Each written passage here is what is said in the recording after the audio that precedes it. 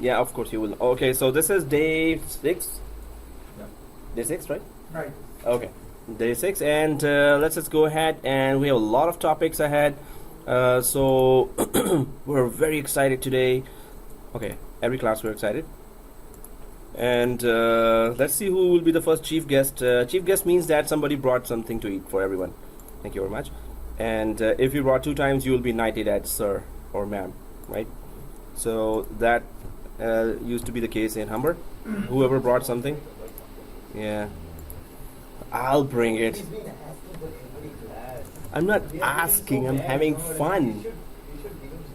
I'm still not gonna quit after this. So okay guys, so here server 1, server 2, and Windows 8 all I think Windows 8 we joined the domain, or Yeah. We did. right? So Windows 8 is ready. So today's lecture topic. So first I'll just create that diagram, guys. Always make sure that you have a diagram in mind, or you're good in diagrams. Diagrams tell us that tell me what you know, right? Recording. And I'm recording. Am I? Yeah. Smart for the Yeah. not started. You know, it should be really here, just it should be in front of us, right? But there is no such thing here now. So there is that server 1 here, and what we have done, and hence your quiz starts now. Server 2 and Win 8. So we have to start server 1, name? Yeah, all 3. All Yeah. So there's the question. Yes, I need to put the board on as well. Seriously? Okay. I'm thinking, how long will you go with that? I did 10 minutes. You did? No, I was concentrating on that. Is it recording? So sorry guys, I actually forgot that. So then I can try to pretend, oh yeah, I knew that. Are you starting today or what? Okay, so here, how many services are we offering? Role and service, quickly. First role is this, and service is this. AAA being offered by who? server 1. By server 1, by what role? Active Directory. Okay, second service. Name resolution by DNS. Name resolution, it's DNS. Yes, third thing. Automatic IP. DHCP. Okay, DHCP, and that is automatic IP management. Seriously, that's a long name. Equals DHCP. Yes, sir. There are 2 more. Forest wide search by GC. Yeah, so forest wide search by GC. Yes, there is. Actually, now there are 2 more. That's not a service or role. Yeah, FQDN is after DNS is properly configured. We can check that FQDN is coming, but this is not a role or service or a feature. Yeah. Group policy. Yes, group policy, which is the topic today. Group policy. Yep. And the last one is, well, it's related to group policy actually. No, NSLOOKUP is a command. It's not a role or a. Group policy lives in. Yes, syswall. And what else lives in syswall? Scripts. Whenever we create them. So scripts and group policies not only live in syswall, but they do something else as well. They don't not only live there, but also are executed or launched from there. So syswall, I put the definition there before, but okay. So group policies and scripts live and are launched from syswall. Okay, that's the definition. So group policies and scripts live and are launched from syswall, right? So now, because the topic is group policy, so we're gonna have that proof that group policies live there and are launched. So let's see how that works. When we have a second DC, when we have a replica DC, what are we making? Which services are we making available from both domain controllers? DNS, Okay, DNS is on both, yeah. and then GC is on both. DHCP. Well, what did we made available? Oh, sorry, not DHC. Oh, Just what DNS, GC. No. But he's asking what did we? No. Like Yeah, what we made available. File share, Replication. No. application. Okay, replication is Replication two-way. yeah, two-way replication we made available between the domain controller. But what is that role that we installed? The main role you forgot, but all other roles are there. Domain service. Yeah, the AD. We first installed AD. Yeah, of course. Without AD, this thing would not go through. But we have to mention that, right? Yeah. So we're not assuming anything, right? So AD, DNS, GC, and then it becomes a replica DC, right? So in 412 course, we're going to be looking at how to make DHCP available both as well on both servers. So in replica DC, we try to do that. Then we try to recognize that the replica DC is a helper DC or additional domain controller. We tested replication two ways. We tried to go to Active Directory sites and services. That's where the GC or global catalog could be unchecked or checked. So all these things we tried to do and tried to talk about sites as well. But that's still a topic in 7412, the third course, the Job Getter course. Okay, so then we uninstalled the Active Directory, right? And then we uninstalled the RSAT as well. What was RSAT? Remote server administration tool. Yes. What was the purpose of that? Yeah, remotely, if the remote computer Remote doesn't computer. have domain control, Active directory Directory installed. yeah. Mm-hmm. Where typically, so you joined a job and you're about to handle the Active Directory environment. So, okay, the answer is that it can be installed. RSAT can be installed on Yeah. Windows 7, Windows 8, Windows 10 as well.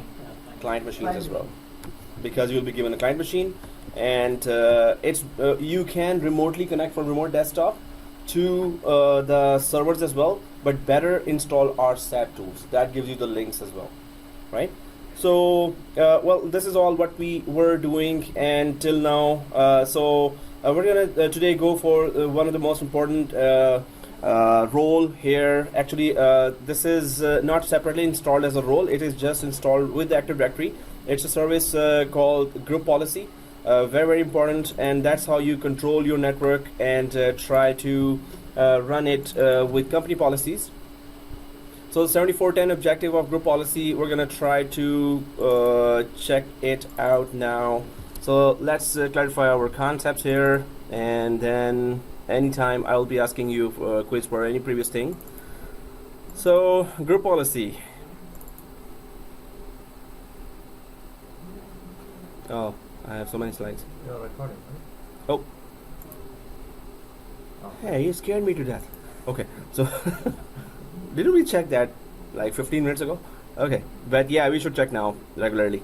So every 5 minutes, guys. Don't remind me, please. Oh, yeah, please do remind me. Yeah, every 5 minutes. At the time the projector was off, right? So we were Ah, yes. so that's why he. Okay. Anyway, good job and good check.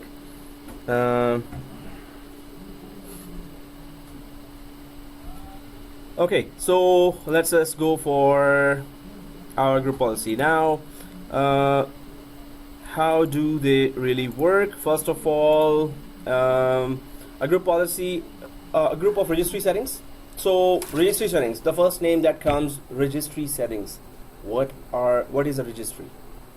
What are registry settings? And you're so excited about this topic, I know. So yes. Okay, so He didn't break the computer. yeah. So Yeah, so registry setting, what is registry settings, and how do we open that?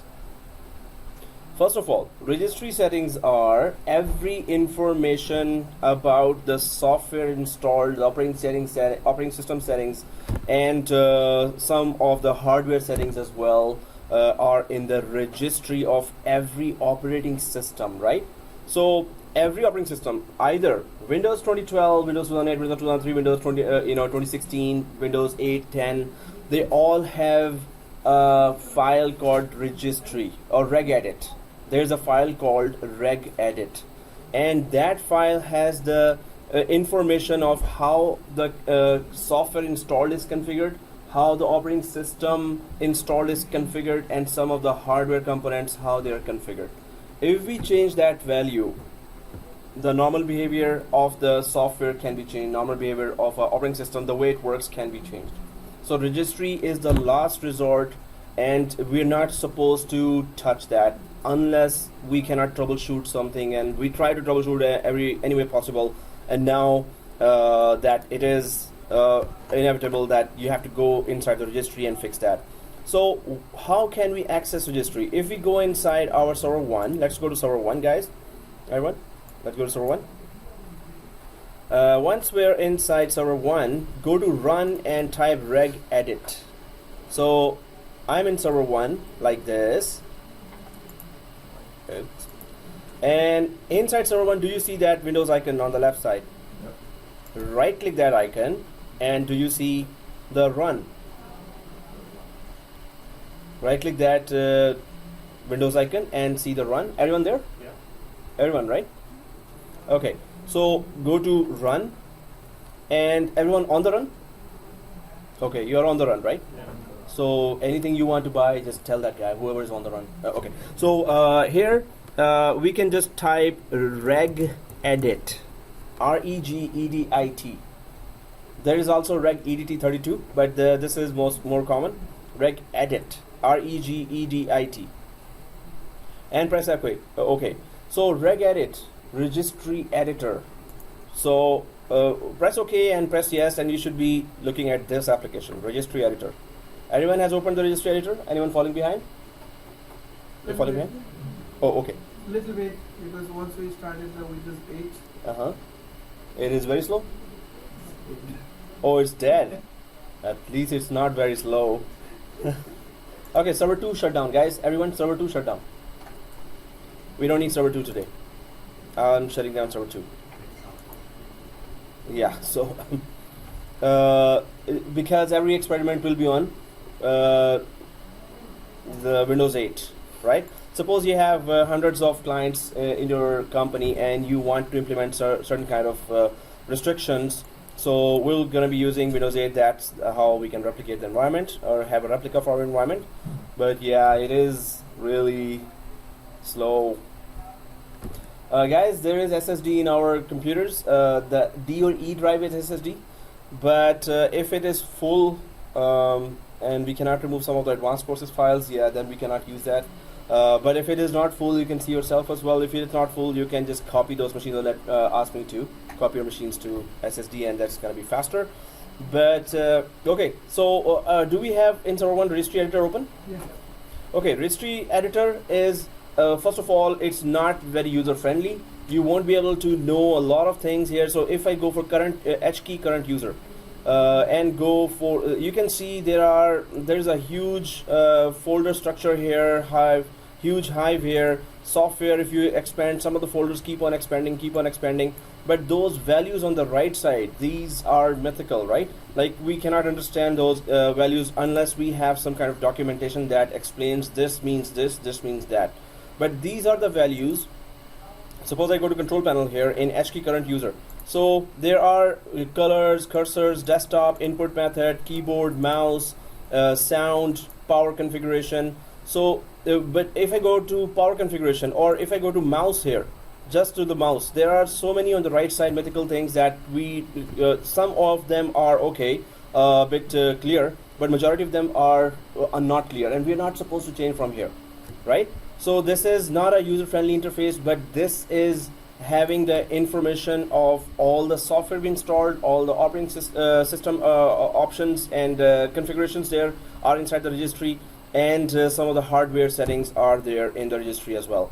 So we're not supposed to touch them because it's not user friendly, and this is a last resort. So that's the brief introduction to Registry Editor. Group policies make changes in the registry of every computer. Whenever we implement a group policy, they make changes in the registry of the editor, right? So did I say registry of the editor? Yeah. So it makes changes in the registry editor, not registry of the editor. Seriously. Here, registry editor of every computer is changed. So registry editor is always changed. Suppose you have 10,000 computers and you want to block USB. So in the group policy, you will just click 2 or 3 clicks. That's it, and it says block USB. You enable that policy, apply, okay, and forget it. But it then launches. It is first saved in the sysvol folder, and then from here it is launched across the 10,000 computers if we linked it to the proper container or the domain itself. So the main thing is we are still making changes in the registry. We're about to make changes in the registry, but we're not going to make those changes directly by entering the registry. We're going to go to group policy management, and then we're going to, whatever we change there, it's going to come here in the registry, and it's going to know where to go and change the that setting. So if it's just block USB, it will know where to go in that hive. This is also called hive, right? Hive. So it will go inside that hive and it will check where to implement that, and USB will be blocked, right? That's just one example. So all the configurations, software, hardware, operating system application configurations are here. We get to know that. Let's close this. What is for Hive? Registry hive. So all this folder structure, and you expand, keep on expanding after expanding. This is all called hive. So it's a maze. It's a huge folder structure, right? Very confusing. So let's just close this now. Registry editor. So we get to know, okay, group policies are something that makes the changes in the registry. That's first thing, right? Now, where are group policies? On server 1, everyone on server 1? Do you see tools here on the right side on server manager? Go to tools, and do you see group policy management? This one. Group policy management, once you click tools, this should open. Group policy management. So let's click the group policy management, and let's expand the domains. Let's expand the NetPlus domain.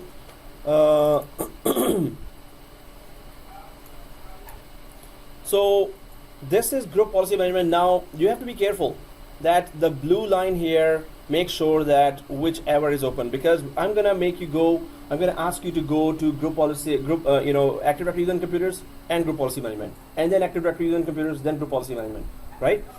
You might see that Active Directory user and computers and group policy management even look the same, but of course you will check it from here that group policy management, which window is open right now. So whatever we created there, where we created 2 folders there in our Active Directory and computers, right? In the last class. One is Exchange users, which is having all the 3 NT users. Then there is sales department, then there is marketing department. But this is group policy management, not Active Directory users and computers, right? So now don't close it, just minimize this. Don't close it, just minimize this group policy management. I'll also refer to it as GPMC, Group Policy Management Console, right? So, but minimize this. Once we minimize that, do you see the tools again in Server Manager? So, if you go to tools, now open Active Directory users and computers. Active Directory users and computers. And once it is open, Active Directory users and computers, then netplusdomain.local, expand that, and this is the end of our most important lab. Let's start the new lab now. He doesn't care. Okay, he doesn't care. It's okay. So, but the leader is here, so that's good. We are so happy now. I'm having tears of joy. He's here now. Okay, so let's just go ahead. So guys, here you can see also Exchange users here, and manage and also marketing and sales department here in Active Directory using computers. So I want you to familiarize that with this, that when we are on Active Directory users and computers, of course we cannot tackle group policies from here. And when we are on group policy management console, we cannot do a lot of huge amount of tasks that we can do in Active Directory users and computers. So they are different, but they look the same. So that's why I kept both open, so we could practice that the difference, practice to have that recognize that difference between the two, right? So keep this open, but follow the blue tab here, right? Blue line here. This is Active Directory using computers. But now let's go back to GPMC, which is Group Policy Management Console. So I do not do not close it. Just minimize it. Active Directory users and computers. Just minimize it. Minimize. And when we go down, recognize the two icons here as well. One icon is that yellow book, which is Active Directory users and computers. This one, and the second icon is this note or the paper with a suitcase. So that's the group policy management. So recognize the icons here as well, right? So let's just go to the this paper icon here, and this is the group policy management. Let's click that, and you should be back here in group policy management, right? This one. So everyone in group policy management? Okay. Now the folder structure here, it nearly looks like the same as Active Directory using computers, but there are some things that are different, of course, because this is an altogether different service. Now you can see the paper icon on the top here, this default domain policy. We all see that default domain policy? So here, anyone not seeing that? Everyone sees that, right? So we didn't create marketing department, sales department, all created. that, right? We did. We did. You did? Yeah. we did. Why didn't you create that? From my memory. Okay, memory and computer as well. Okay, so Definitely it is there. You have created. You have created along with. No, it's there, but I can't remember. okay, so it is there. Yeah, it is there. Oh, okay. So It is there. I yeah. can't remember. So somebody's not watching videos at home and creating Yeah. notes, right? I'm watching, but it's Oh, evaporated. oh, okay, evaporates. Hmm? So all the OUs that we create will start reflecting in all the windows. It will all showing up in the group policy management.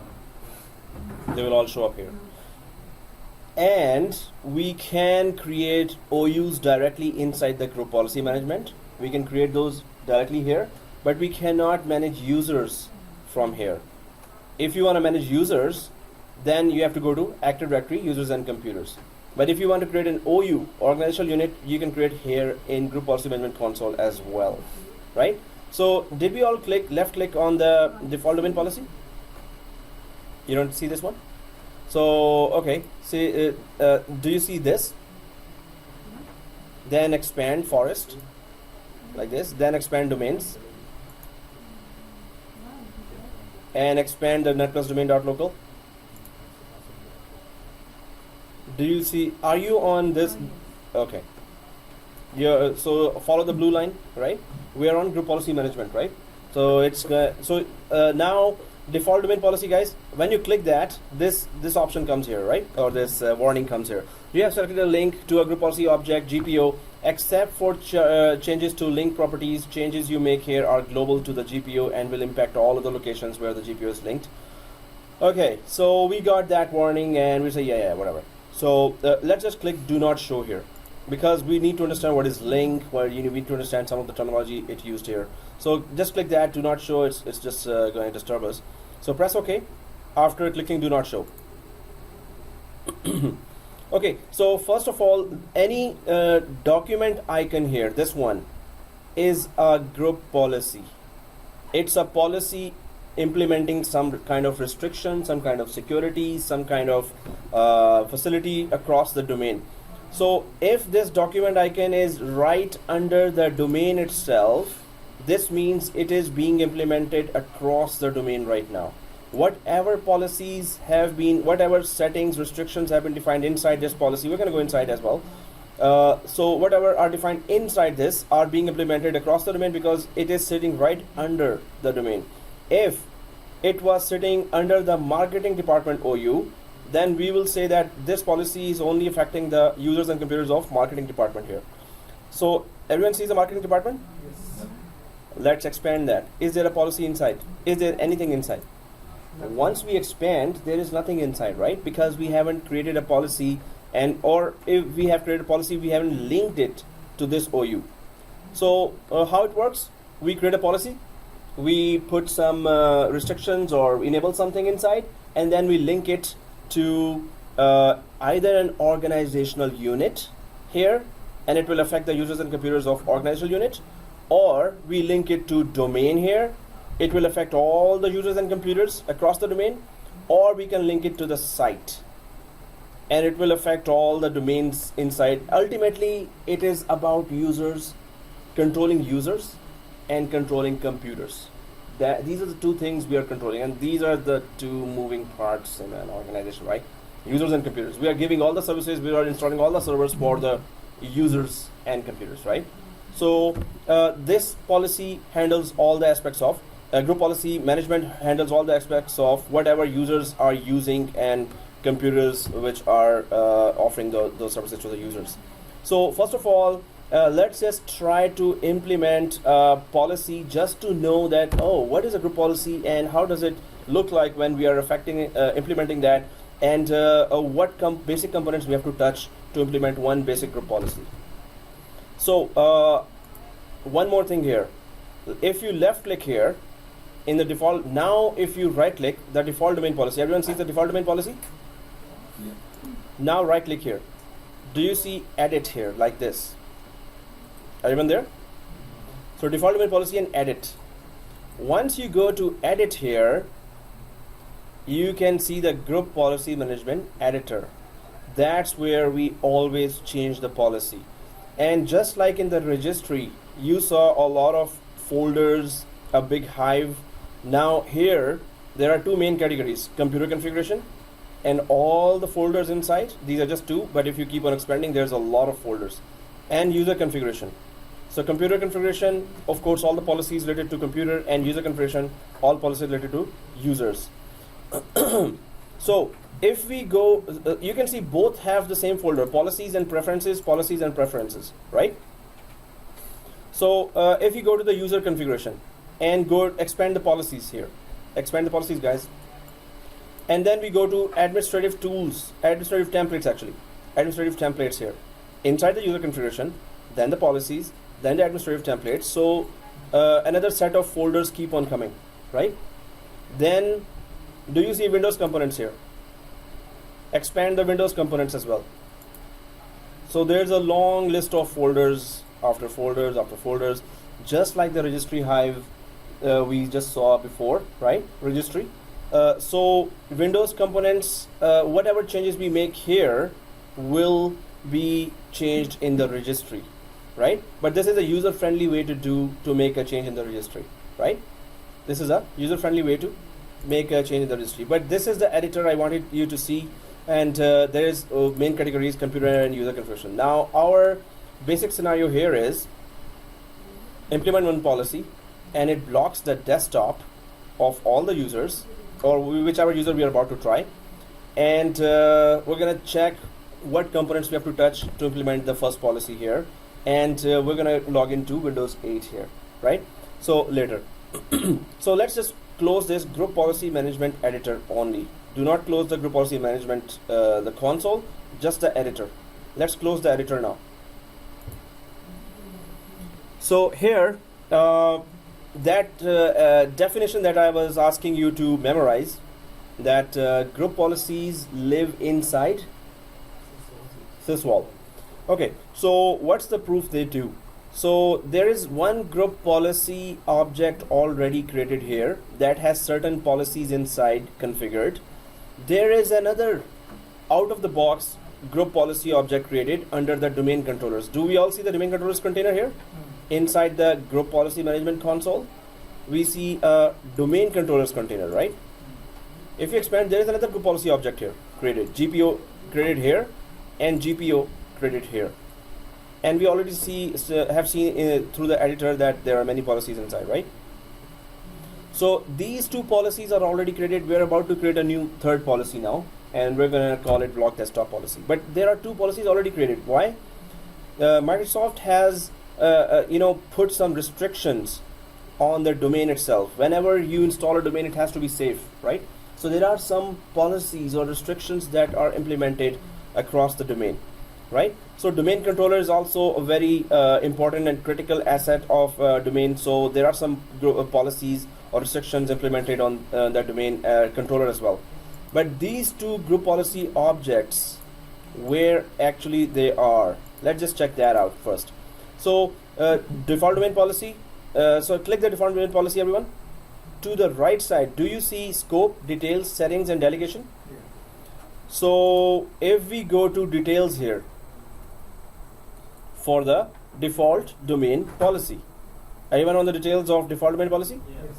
Okay, so there are many of the settings that when it was created and the path here, which user is handling that, but unique ID.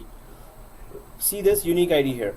31B2, it is starting for me. I think everyone is the same. Same. 31B2, right? It is starting, the unique ID, global ID is 31B2 for this policy. Actually, the full line is same.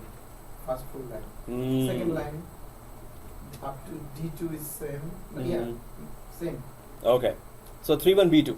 But we're going to check if there's another policy that has a different ID here, right? So default domain policy starts with 31B2. So this is the global unique identifier number given to this. Let's click the default domain controller policy. It is different from default domain policy, right? Yes, it is. 6AC1. 6AC1 is for default domain controller policy. This is a unique identifier given to a number given to this policy, GPO. And if I go back to default domain policy, it is 31B2. If I go back to domain controllers, it is 6AC1. Everyone sees that? Yeah. 6AC1, right? Now let's go to syswall and check out if these two policies are actually living there. So where is syswall? Let's go to our file explorer, the yellow folder. File explorer, the yellow folder. Everyone there? Yeah. And then go to C drive. And then go to Windows.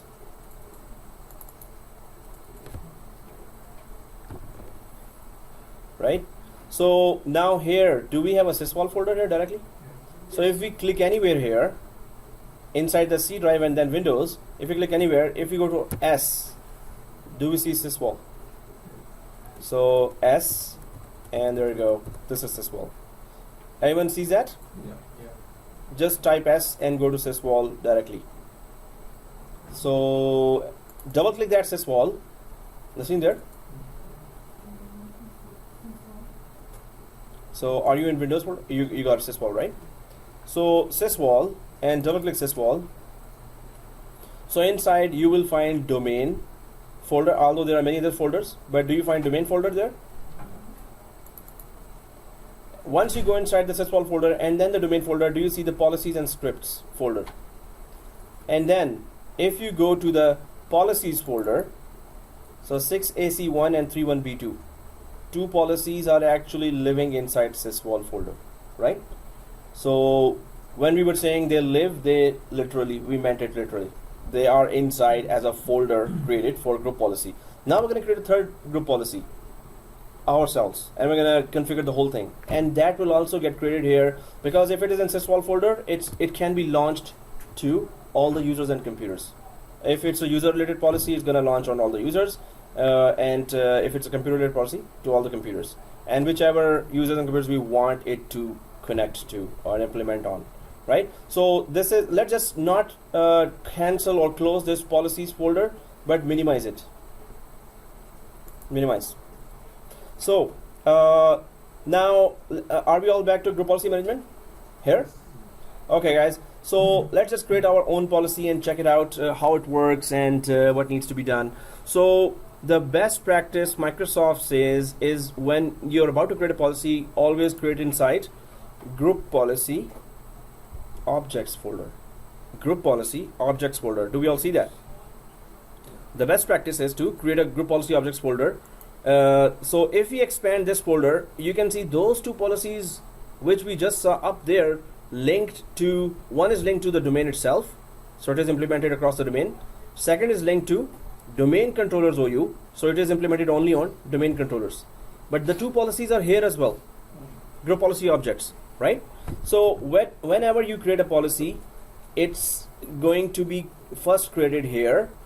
Then from here, you're going to link it to whichever user you want to implement that policy on. Suppose, again, if we implement the block USB or block desktop policy, and we want to implement it only on marketing department users only.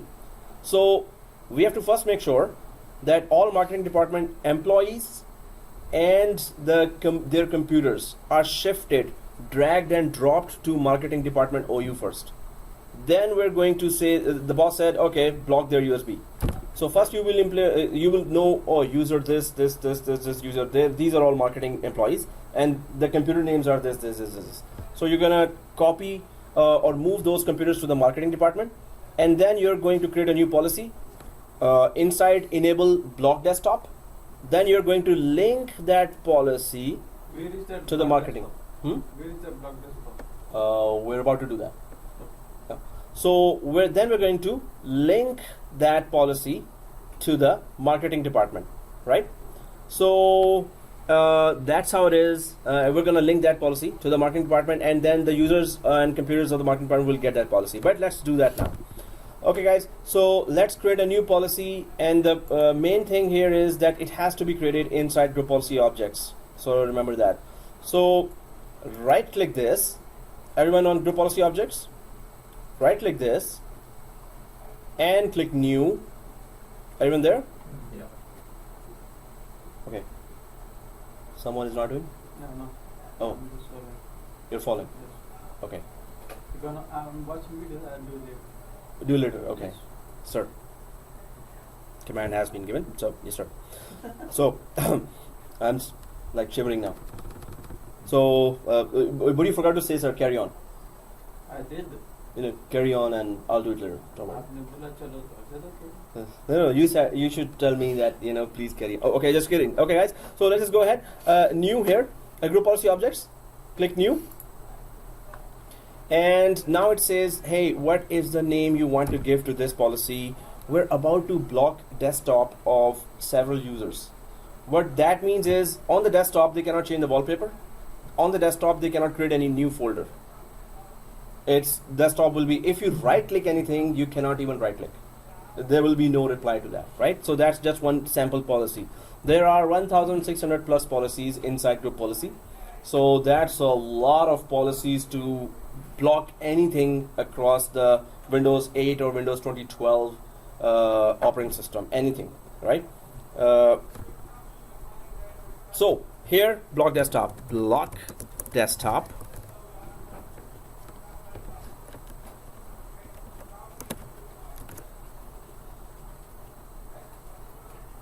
Okay, yeah.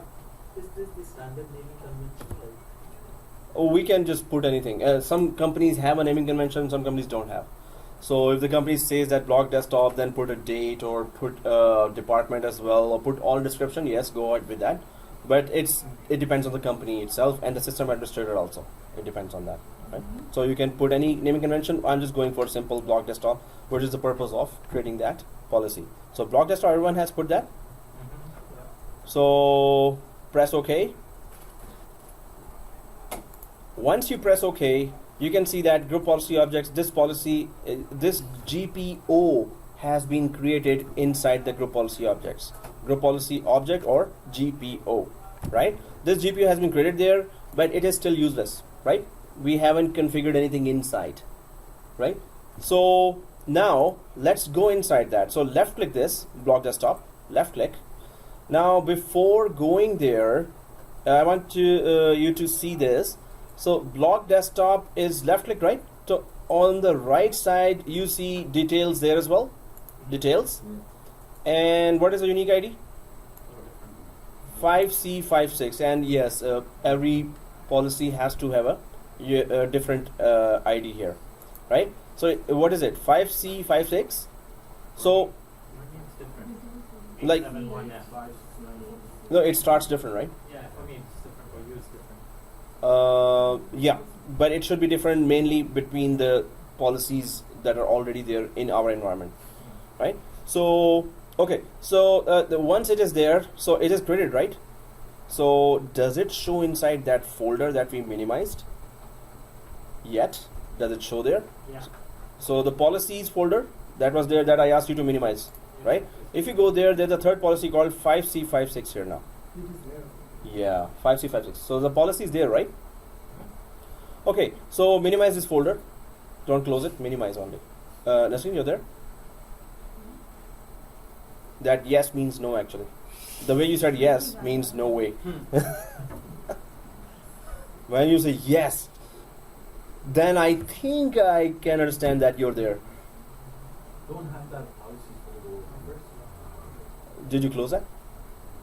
Okay.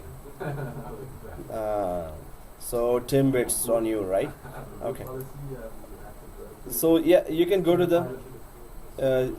this path here, right? So the path is go to C drive, yellow folder, open the file explorer or the yellow folder. Is there?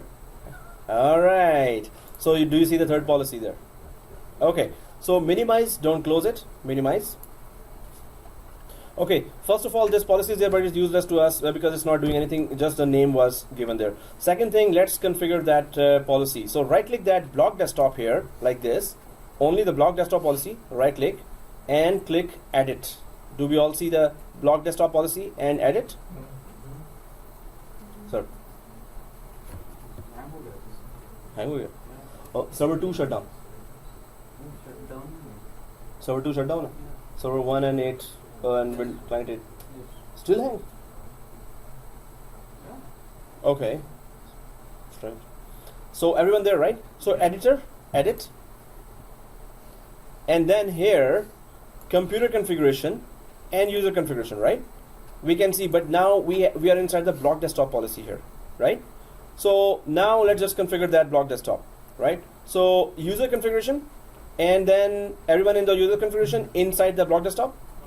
Then expand the policies like this, and once you expand the policies, you see administrative templates, right? So expand that as well. Administrative templates, expand that as well. And then do you see the desktop under the administrative templates? Okay, click the desktop. Don't go inside this. Don't expand this desktop because there's another desktop and you're going to be confused now. So stay on the first desktop here, and to your right side, do you see a lot of policies here? If you just do not go inside, do not expand this desktop under the control panel, and just expand the whole screen here so we can see all the policies properly. So once we click the desktop, now there are so many policies here just for the user's desktop that you can control their environment, what you want them to use and what you want them not to use, right? So the second one here is hide and disable all items on the desktop. We all see that? So it is showing on the right side, not configured. Hide and disable. Everyone there, right? Let me know if anyone's falling behind. No, I think I followed it. So do you see administrative templates? I did that. Under that, desktop. I opened that. To the right side, do you see this? No, if I open that, it comes with the setting, and the setting is different. So don't expand much. If No, don't I think you did expand this. Just click on desktop and go to the right. Oh yeah. Okay. So again, guys, don't expand this like this. Don't do this, right? And just stay on this desktop. Okay, guys. So hide and disable. Everyone there? Let me check out who is confidently saying yes. Yes. Actually, I was scared now. Whoa. Okay. So, so that's good. The confidence. That's the main thing. Okay. Hide and disable all desktop, all items on the desktop. Double click that. Let's double click only this one, right? So make sure it's the correct policy. Otherwise, it won't work if you are not on this policy right now. Yeah. Double click that. Double click. And do you see hide and disable all items on desktop? Not configured, enabled, disabled. Everyone sees that, right? Yeah. So if you click enable, that's it. So it's enabled. Whenever it implements, it's going to reach the user. When the user logs in, user's registry settings would have been changed with certain values, and all we need to do here is enable it, right? So it will go to the registry settings of all the users that we are implementing this policy on, and then it's going to implement. And when user logs in, so the policy gets implemented when the user logs in. Suppose user is working right now, so and you implement the policy. So user is not logging in right now.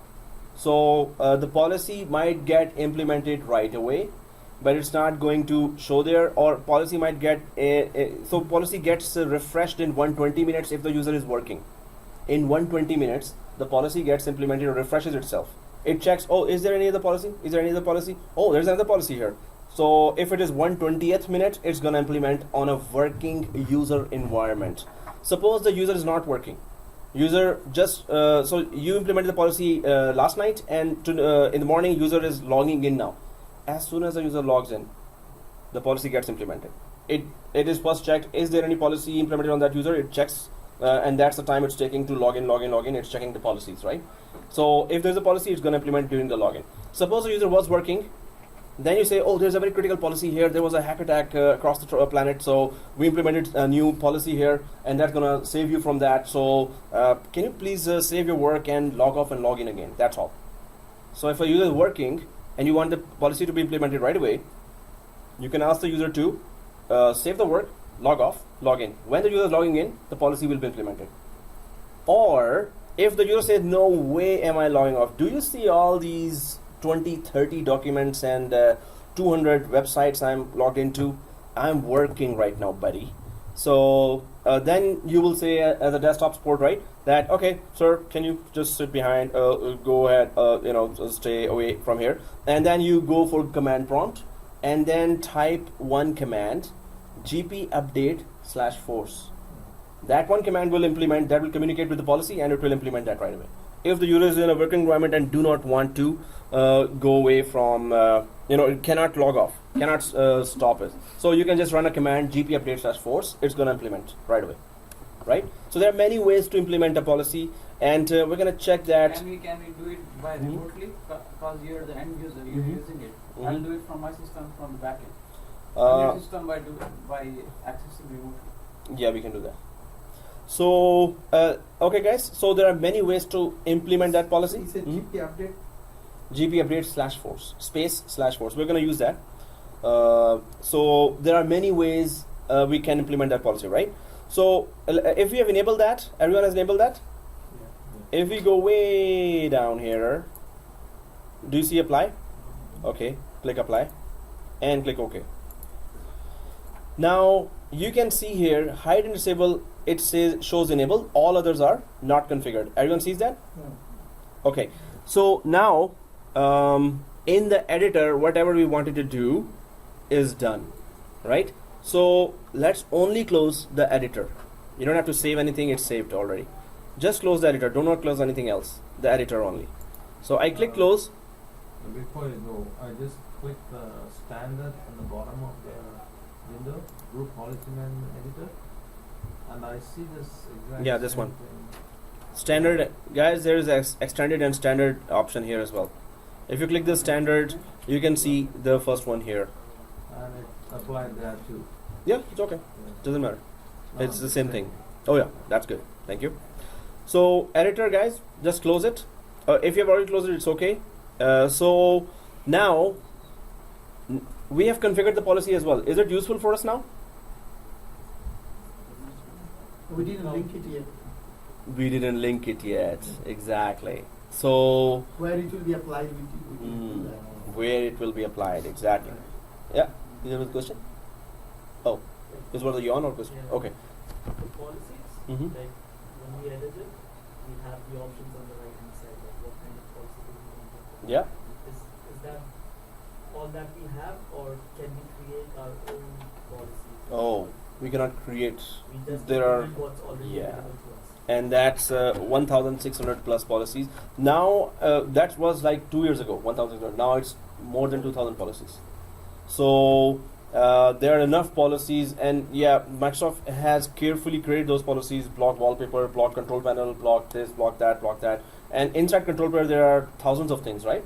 So you can just block any one small thing as well there. Just the file option is grayed out. You cannot go to the file, you cannot do anything, right? So there are so many policies, so yeah, we cannot create ourselves any policy. Okay guys, but there are policies. Suppose Adobe Acrobat Reader you have. Adobe Acrobat Reader has created their own set of policies according to the standards of Microsoft.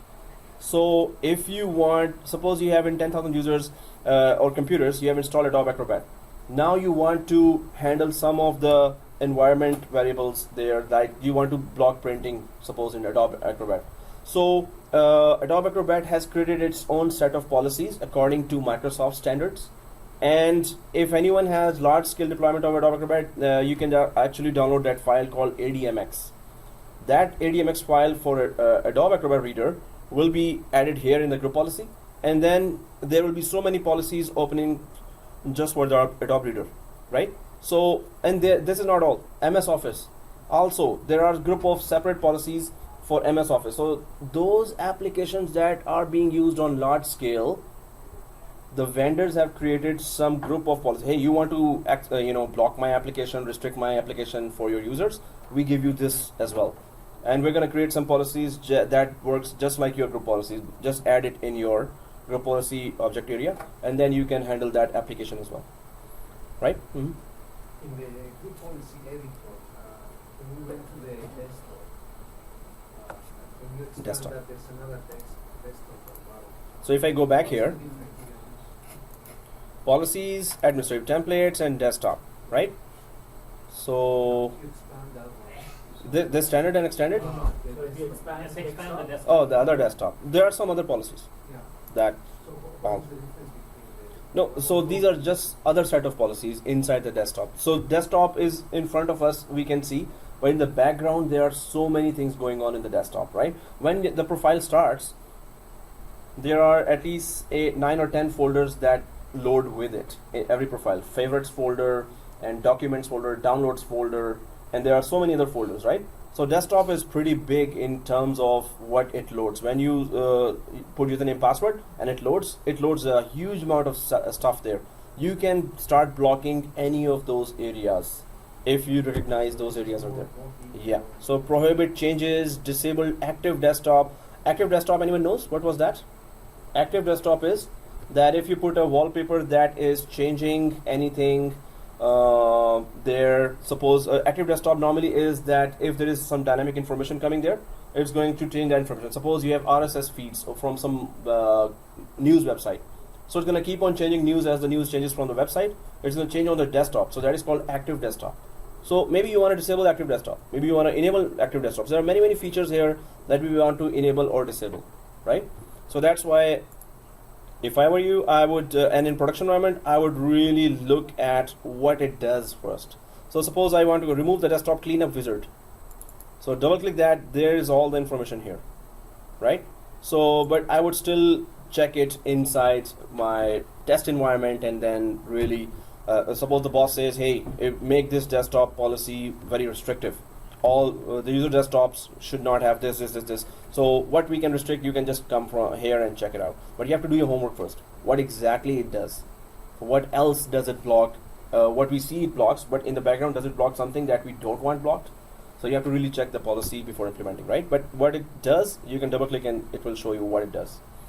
Okay guys, so these are just extra policies here because the desktop is a big thing, having a lot of URLs and icons and services.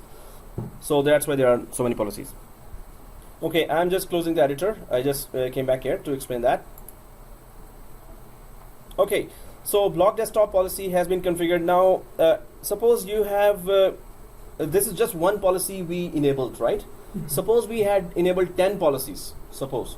And those 10 policies were in different folders. In one policy, you had to go folder after down.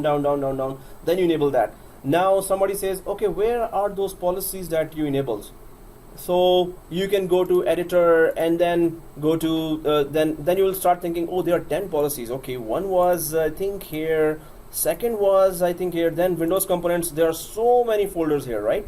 So sometimes it's very troublesome, or maybe you put all the paths somewhere, you took a screenshot. There is an easier way to see that how many policies and where did you implement them? If you keep this block desktop clicked, and on the right side, you can go for settings, right? So let's click the block desktop and click the settings here. What does the settings show? Settings shows that computer configuration we did not touch at all for block desktop, right? We only touch the user configuration, and it shows there. Then it shows where we went. We went to policies, then we went to administrative templates, then we went to the desktop, and we enabled this policy only. So it shows us exactly where we went and what is the path. That's is really important when you have 3 or 4 policies that are really deep down the folder structure. If you want to go back there, it's like, oh man, seriously? Okay, where's that screenshots I put? So instead, you can just see the path from here directly. Click the policy, click the settings, and you have all the path wherever else you went and what policies did you enable, right? So we just enabled this policy. If we go for up there, default domain controller policy. Do you see the default domain controller policy up there? Yeah. If you click that policy, default domain controller policy, and the settings for that as well, because it's a physical machine, domain controllers. So click the policy and then click the settings there as well. You can see that, oh, there's the path. So this is implemented by Microsoft because these are very carefully crafted policies. When you install a domain controller, it has to be very secure, right? So Microsoft does not want us to choose which policy to enable. For security, they know what are the most secure areas there. And for the security of what components you create here, right? Security, local policies here, then there are so many policies locally that tries to secure the domain controller itself and the users inside, right? So Microsoft has created those policies here. But it doesn't show when exactly it was created. It shows the data collected today's date, because data collected means that we are seeing that information, right, on this day. But it doesn't tell us when did Microsoft created that information. When did Microsoft create it? So it is built into it, right? That doesn't matter, but Yeah. what about the block desktop, the one we created? Like, does it show That when did it? when we created it? So if you go to scope, details, sorry, created. Yeah, this one, details.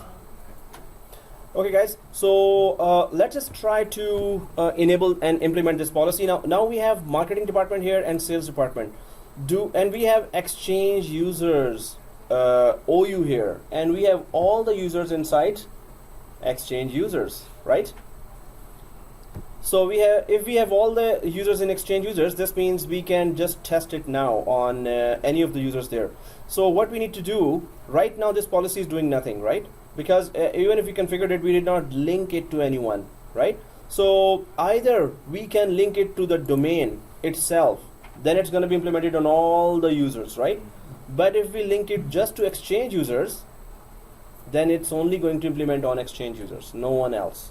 Suppose there are users in marketing department, suppose there are users in sales, it's not going to implement on them, right? If we implement the block desktop to the domain, right? Is Domain, it going to yeah. affect the administrator account too? Yes. Oh. Whoever's under the umbrella. Oh my goodness. Yeah. Exchange users are the people who are using Outlook? Or Yes. So, well, that's the purpose of Exchange, but we created with PowerShell 390 users, right? So those users are sitting here, all 390 users. So one of the users we're gonna use to log into Windows 8 and check this policy now. So, okay guys, here, if you see Exchange users, then right click here, Exchange users, right click here. Do you see on the Exchange users link an existing GPO? This one. If everyone sees a link an existing GPO, click that. Everyone sees that? Okay. Right? Scanning. Nope. Okay. All are there. So link an existing GPO, and do you see block desktop here? Click that block desktop and press OK. Click that block desktop and press OK. Now, if it is linked there, when we expand the Exchange users, it should show here now, right? This means it's implemented. So again, now my question to you is, why is it a best practice to create a policy in group policy objects first? And we can just create a new policy directly on Exchange users if we wanted to do that. If you right click Exchange users, there's a create a GPO as well. This is as well an option. This means you can directly create here a policy as well. But why Microsoft says no, first create in group policy objects, then link it somewhere else? What's the reason for that? Okay, first is reusability. What's the other reason? Gives you time to Exactly. set up the right policy. Exactly. If you directly create here, it's going to implement right away, right? So suppose you have put some many restrictive policies here, and the boss says, "Oh, I forgot. You're not supposed to put those 2 more restrictive policies that block the desktop and block the So if you already have it in group policy objects, it's not implemented on anyone right now. While you have configured the policy and all the restrictions inside, but still it is not. There is nothing inside group policy objects as a user or a computer, and nothing could be gone inside. So this folder does not exist in Active Directory users and computers. You cannot put any users and computers inside this folder, because this is just purely a group policy management folder. This is just a repository where group policies are supposed to be sitting and waiting to be implemented. So from here you can link to anyone where there are actual users and computers, but under the group policy objects folder, you cannot put a user and computer here. So when you create a policy, you're still safe. That it's not at once implementing on a user or a computer, right? You're still safe.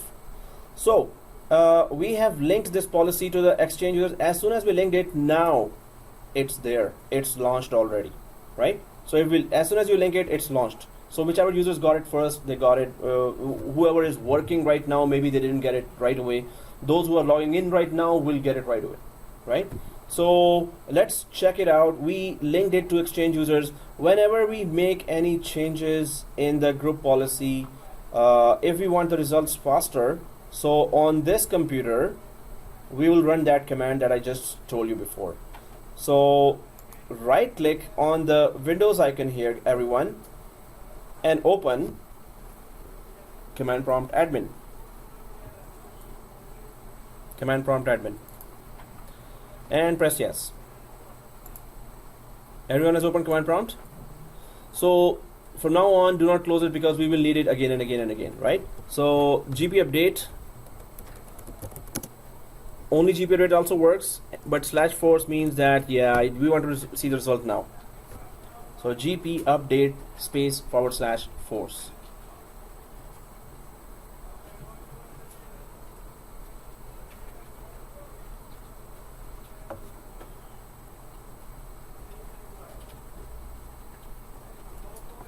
Okay, GP update /force. So press enter. For linking and updating, we have to do both, right? We have linked as what we have. Well, this is, we want to see the result now. Sometimes just link it and just run GP update only. So whichever users are logging in, again the situation for the user is also counting there as a factor. That if they're logging in, it will implement. If they're working, it will not implement right away. So everyone sees this computer policy update has completed successfully. Everyone sees that, right? Yeah. Okay. So now let's go to Windows 8. Now let's go to Windows 8 and resume this virtual machine.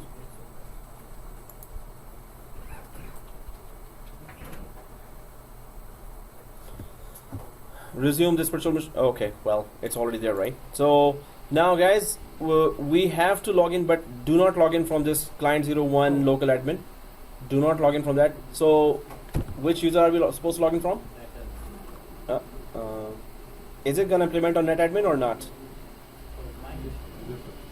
So suppose we log in from the user called netadmin. One of those 390 users? Yeah. Yeah, okay. So netadmin is not inside that folder called Exchange users. If netadmin is inside that folder, then we can just implement on that one as well. So let's go to server 1 now, guys. Let's go to server 1. Do not log in from Windows 8.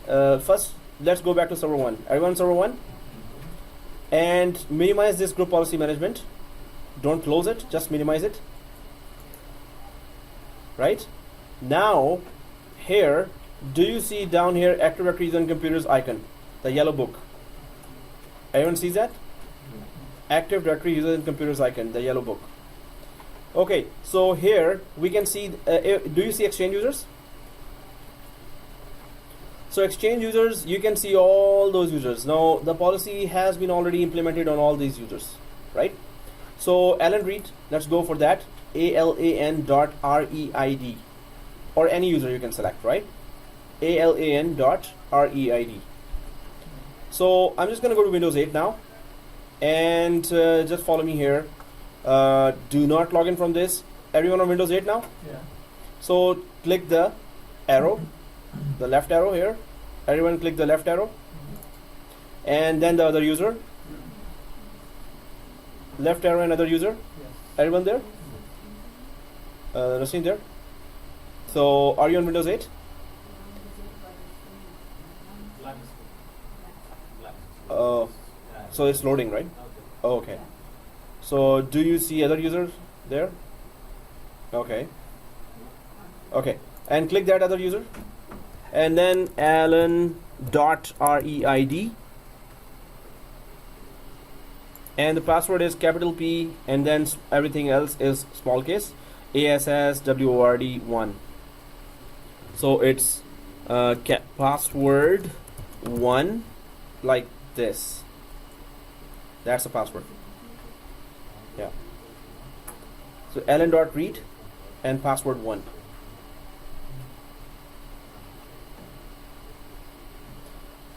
Guys, those who don't have that, those users can create one. User 01. Did we create a user called Trump? Yeah. Did you create? Yeah. Did you create? Yeah. Yeah, we created, but the new guys did not create that. Right? He did it. So we can just create any one user here and put it inside the folder. Okay, so you didn't complete the previous labs on this computer, right? Okay. So try to come here, guys. Here after 2 o'clock. Stay here, follow the video, and complete your labs. You're gonna be missing a lot because there are so many other labs coming. So 9 I, o'clock it's open, right? huh? College opens at 9 or 9? Till 7. It's open. Starting time 9? Oh, starting is 10. After 2 o'clock, please stay and try to do the previous labs as well. And yeah, especially for the guys who did not do that, no lunch, no breathing, no nothing, right? No water, no food. Okay. Okay. So Alan Reed here, everyone has put that, and click the submit. So now, what are we expecting the results here? What are we checking? So Alan.read, did you put that, Tasri? Yeah. Oh, the capital P, password 1.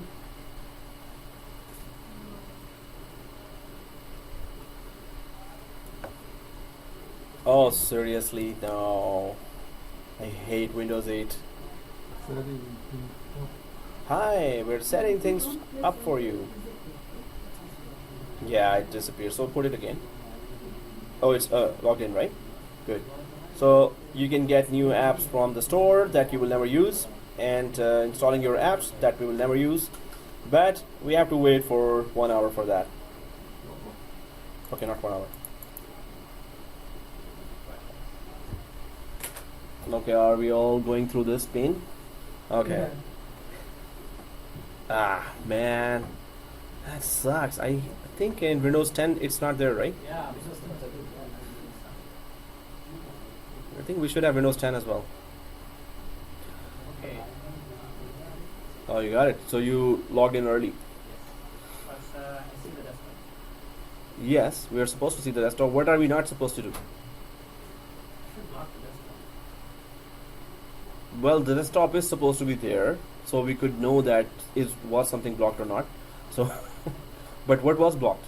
Icon. Okay, what else you cannot do? Right click I cannot do. Yeah, that's it. But I Desktop can is still blocked. access start button. No, desktop only. Start button is not part of the Okay. start. Without start button, then we No cannot do icons, anything. No right click. No double click. Yeah. So, guys, when you log in, please try to create a new folder. That's all we need to do. As soon as you log in, try to create a new folder.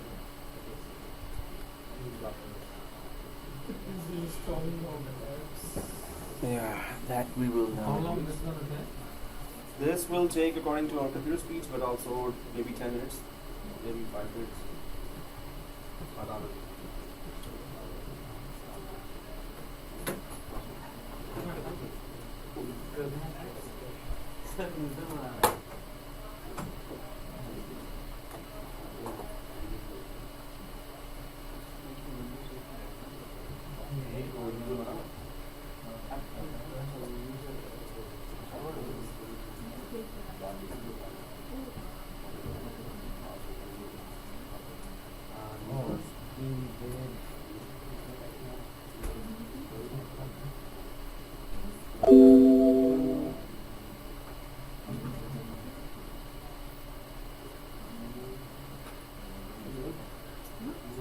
001. 001.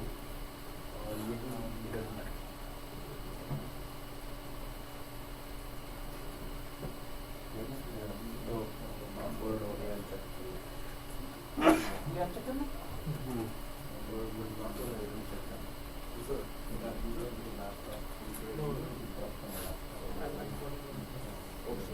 Okay, cool.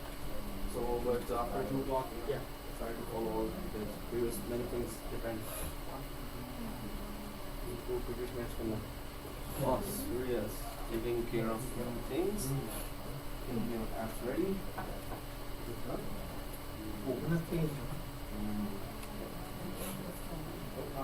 Wow, you guys log in already. So, you can write it. So whatever that wants implemented, then also yeah, from the control panel, yes.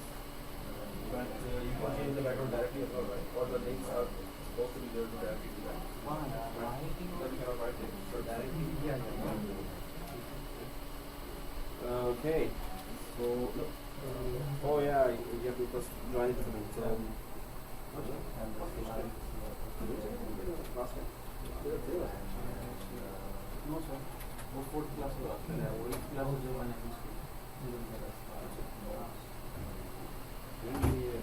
Fourth class was good.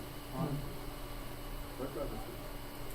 fourth So just go video what would you go follow?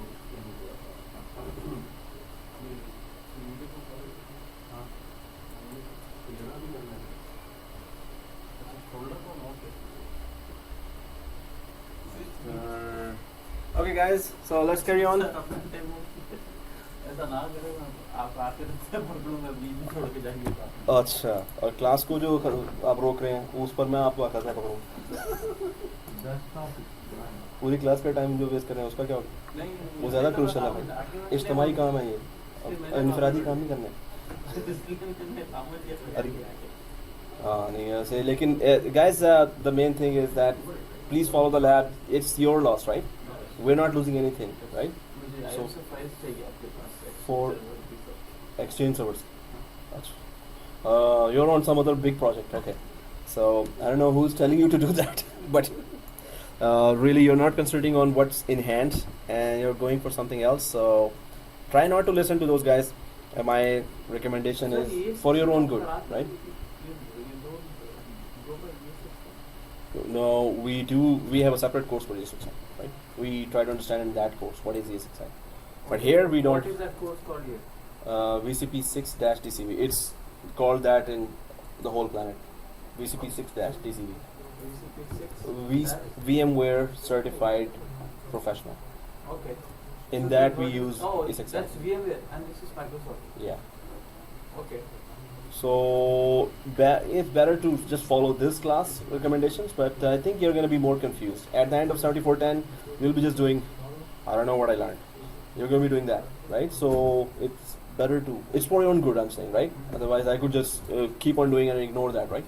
For your own good, that you're going some other path. So you're not going to understand this.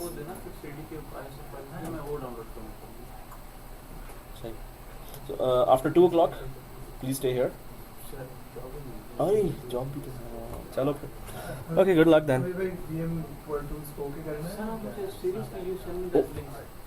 Okay करनी है? अरे और भी student आए हैं, class करने दो. हाँ?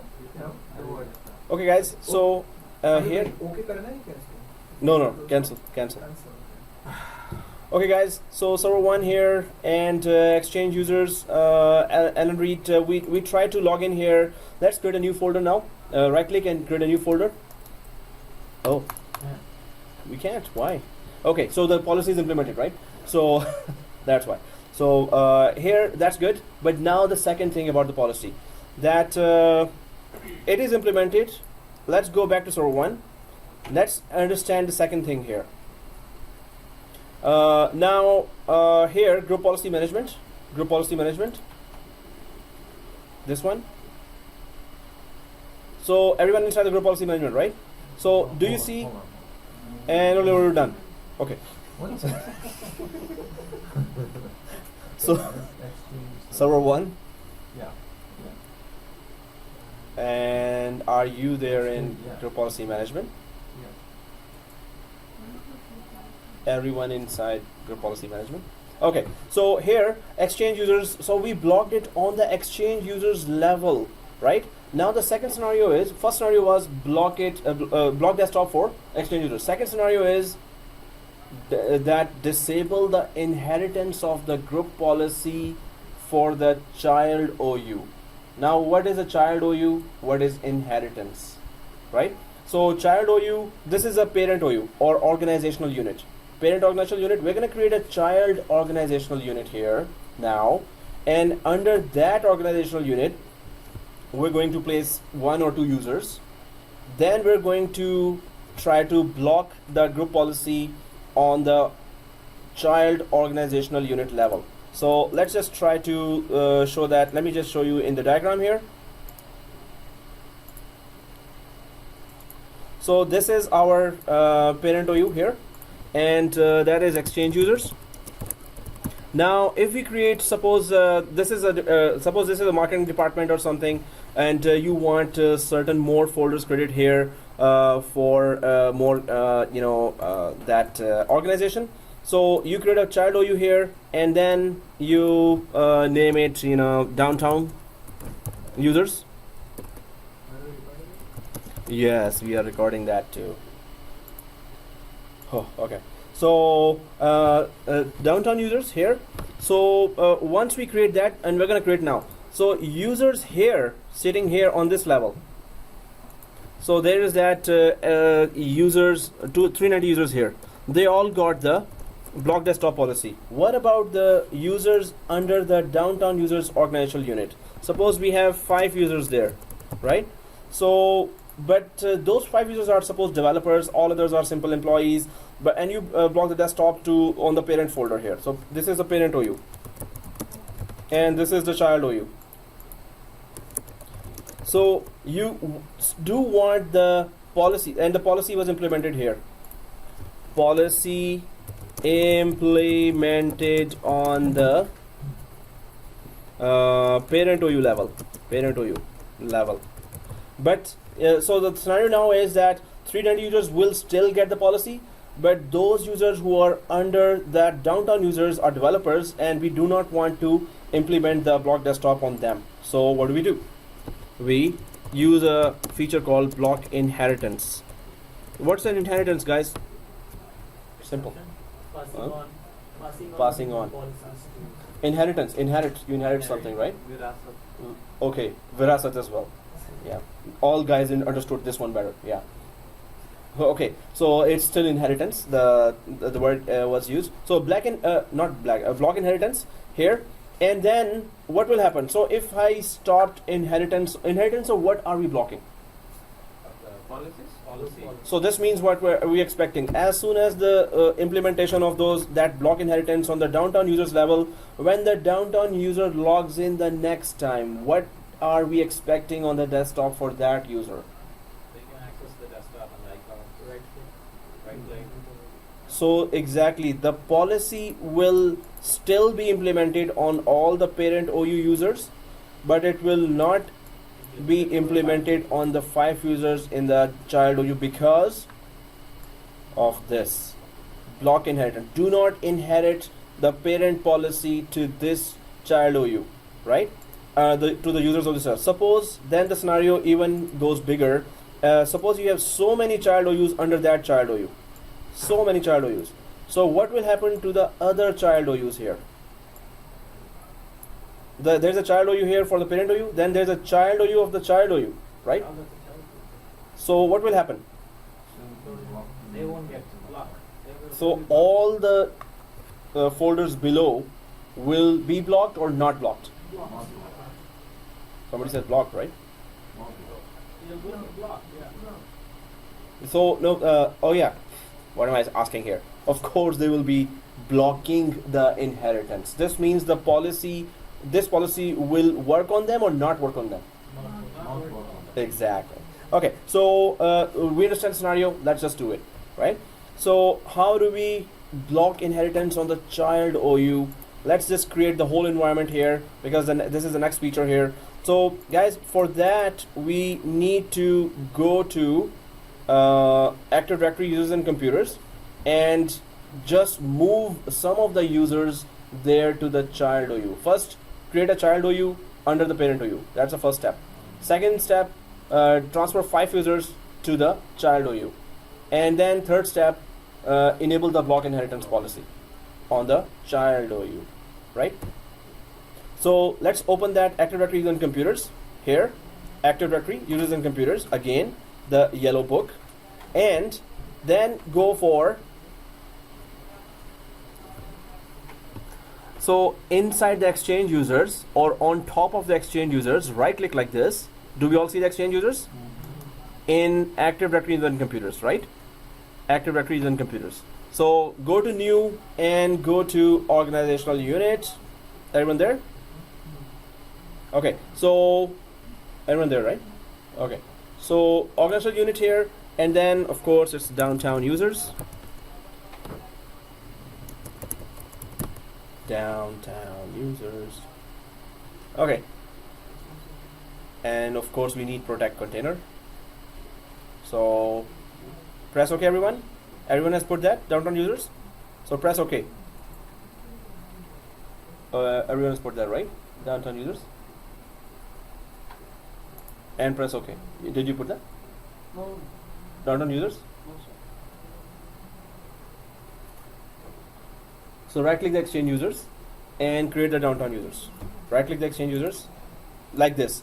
Now guys, here the downtown users is created, right? So click the Exchange users. So click the Exchange users. So till now it is I think 17th or 18th yawn from one guy here. Man, you do so many yawns. 17. I'm actually counting your yawns. Seriously? Since the day when you're yawning so much. Is this class so boring? I'm so hurt now. Okay, so anyway, let's just go ahead. Guys, so man, and your yawns are becoming longer and longer. That It's keep like me awake. not ending at all. Because of him, I'm yawning too. Okay. That's why I'm yawning. I'm like, Oh. I can't even sleep. It's Why spreading. am I yawning? It's a psychological effect. Even if you see someone in the TV yawning, you yawn as well, right? Even in the TV, somebody yawning. So it's a psychological effect. So I tried to suppress 3 times. I yawn and I started talking. Okay. So anyway, yeah, but I know it's interesting and you always answer all the questions, so it's okay. But yeah, we cannot help it, right? But somebody needs a real espresso shot. So we have to open a team mode. yes, That's in the kitchen. That's the solution. That's the solution. Coffee if you want. In your kitchen, you can do it.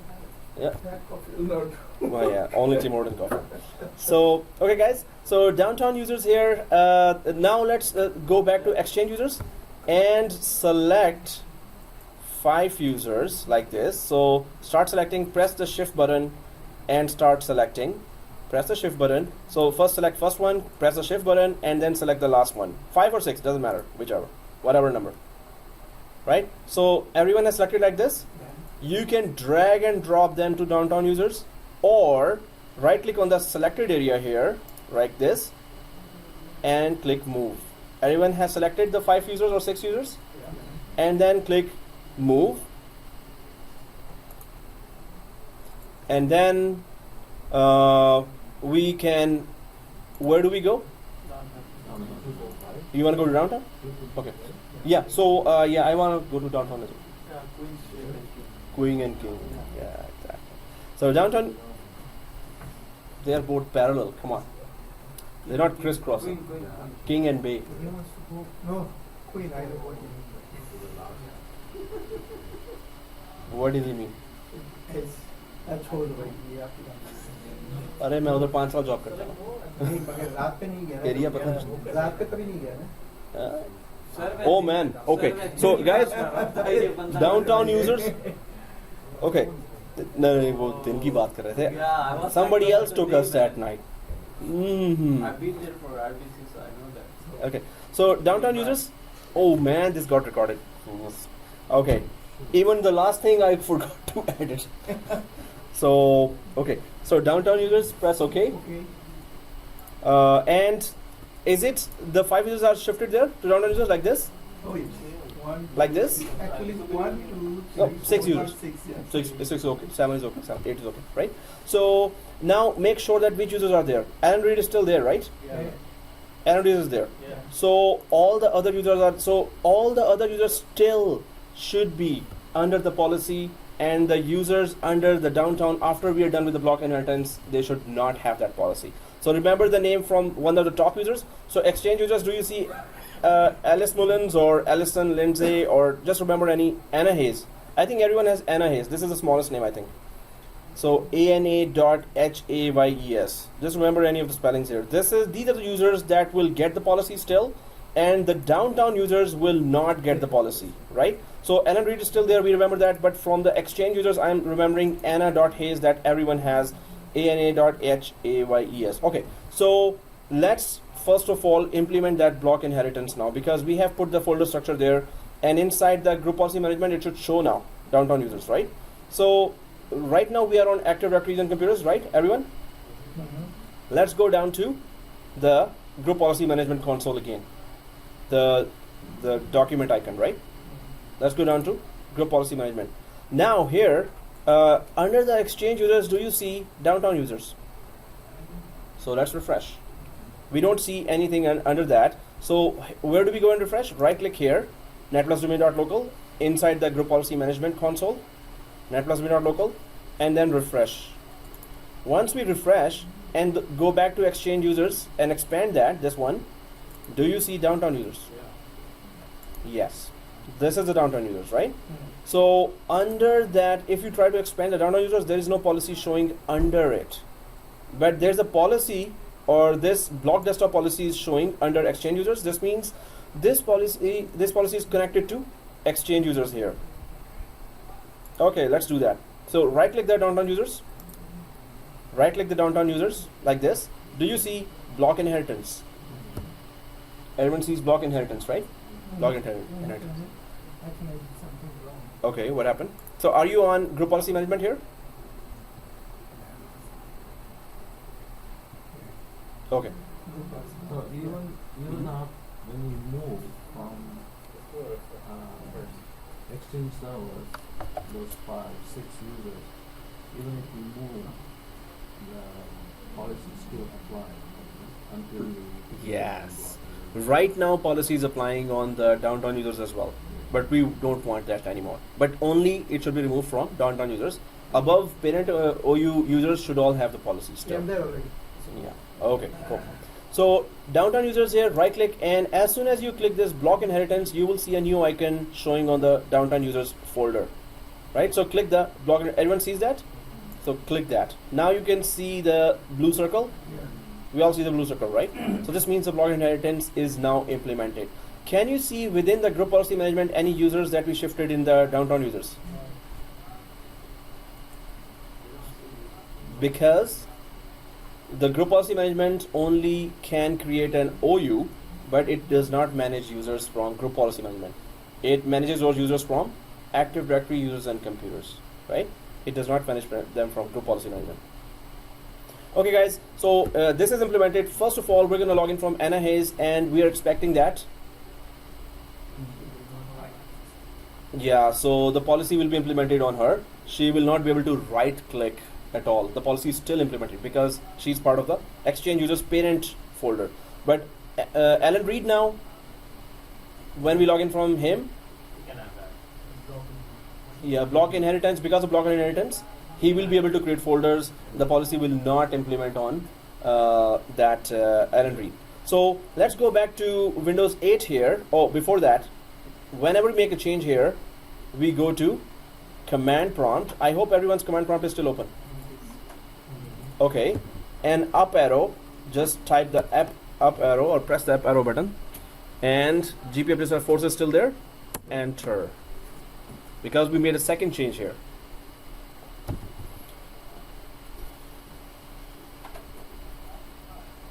is this command running on the server or on the client? Server.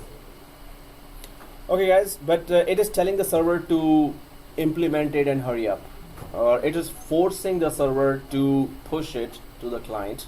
So we could see the result on client fast now. It is still running on the server and pushing on the SS wall folder. Yeah, we're saying? So on the previous example, when we were talking about the user that when you have work going on his desktop and Mm-hmm. we might not to log off immediately, so that we would be running this command from his Yeah. console. As well, That's a to push it to that computer directly from the server. Same command. It's the same either command. on the server or on the client. Yeah. Oh, Client machine, it will request. Server, it is pushing. So there it is pull. There it is push. Okay, guys. So here, keep the command prompt open. Just minimize this after it is successfully run here. Now let's go to Windows 8 and let's first log out from Alan Reed and log in from Anna Hayes. Then log out from Anna Hayes and log in from Alan Reed again.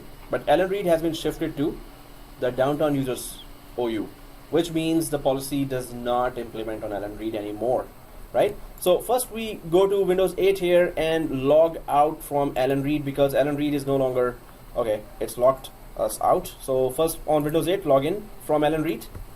It is locked. Everyone sees the lock button here, right? Or lock written here. So first log in from Alan Reed with the password 1, capital P, ASS, WORD 1. And this is how it looks like. Password 1.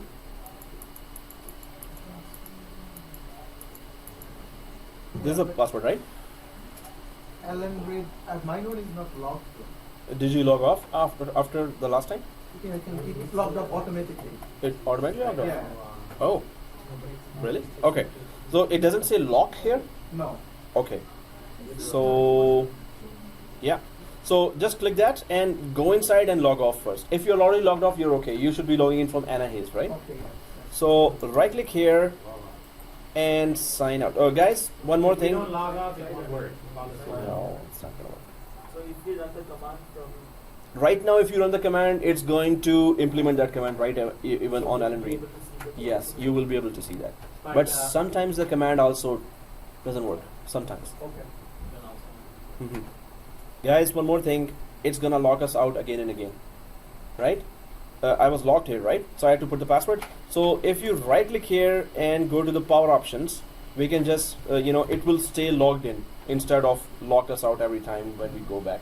So if you have logged off already, okay, I'll do that later with you.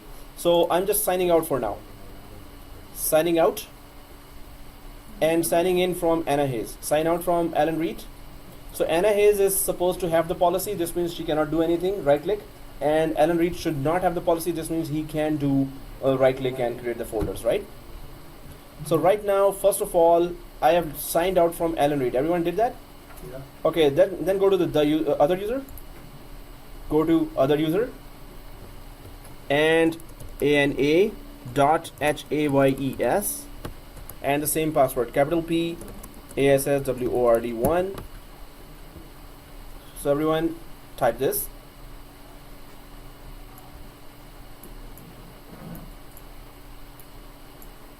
So it's gonna go through that thing, right? Oh no, serious? It is going through that. Ah, shoot.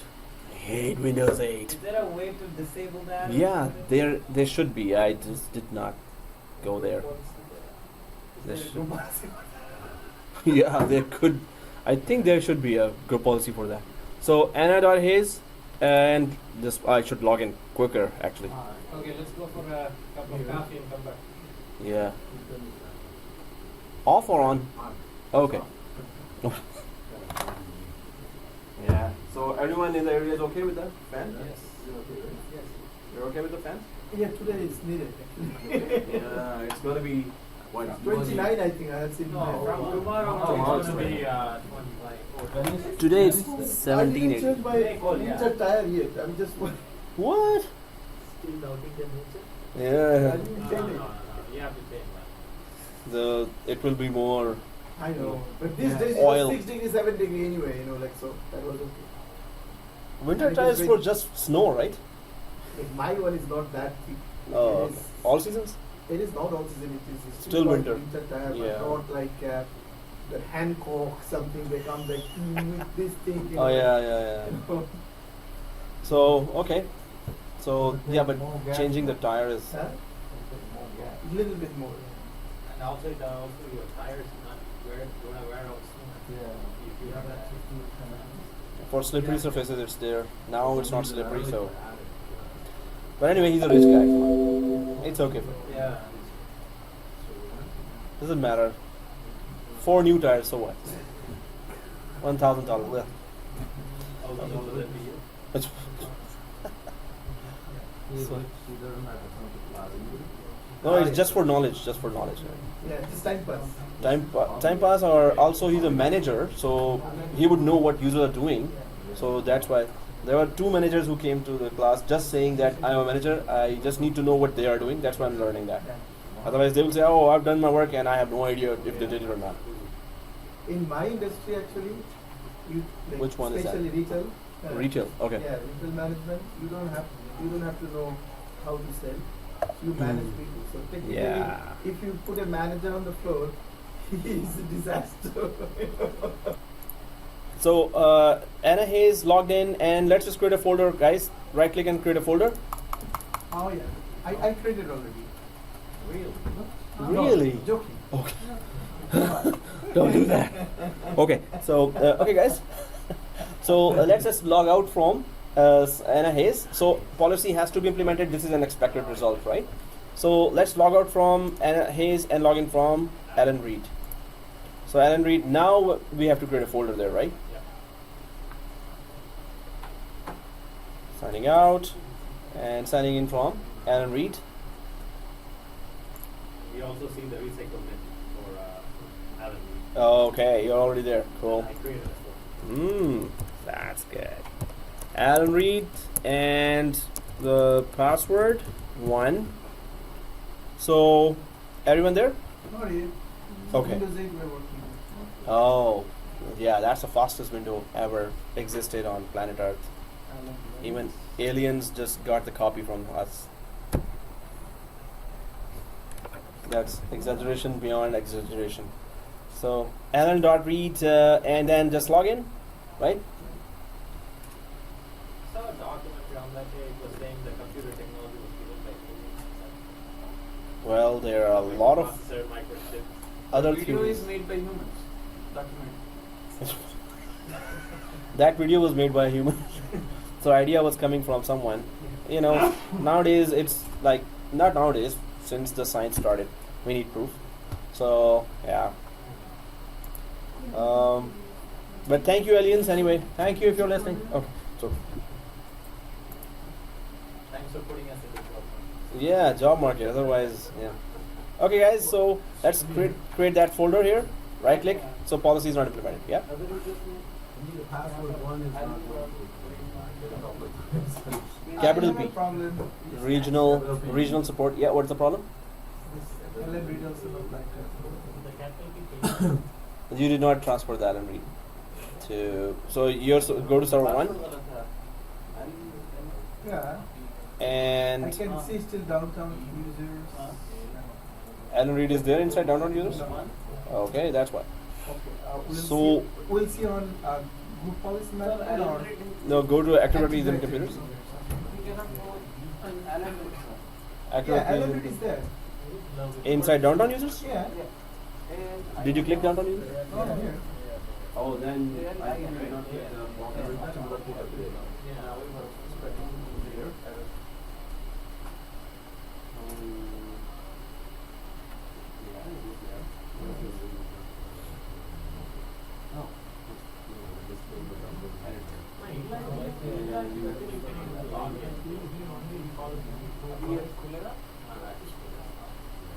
Alan, it should be in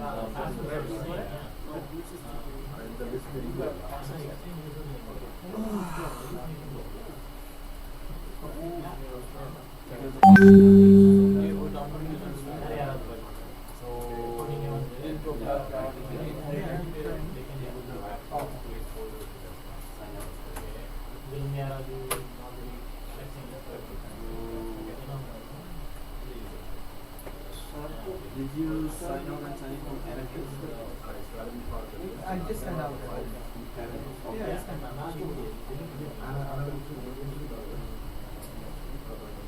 Yeah, Alan Reed. That's what it is.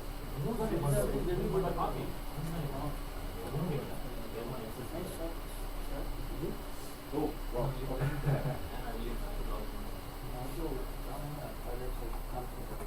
Hey, that's all. Yeah, what's that? What question? Yeah, the 5 names I chose, what happened was that I actually chose 4, so I had to delete those 4 names and add another 5 names. Okay. So I guess that kind of deleted Yeah, I the think it's 5. there now. He deleted one of the users, so that's why he couldn't able to log in. Okay. Is there? So now. So I tried, I told him to try to Maybe the policy did not reach it. Then. that delete user இல்லை, அதனால.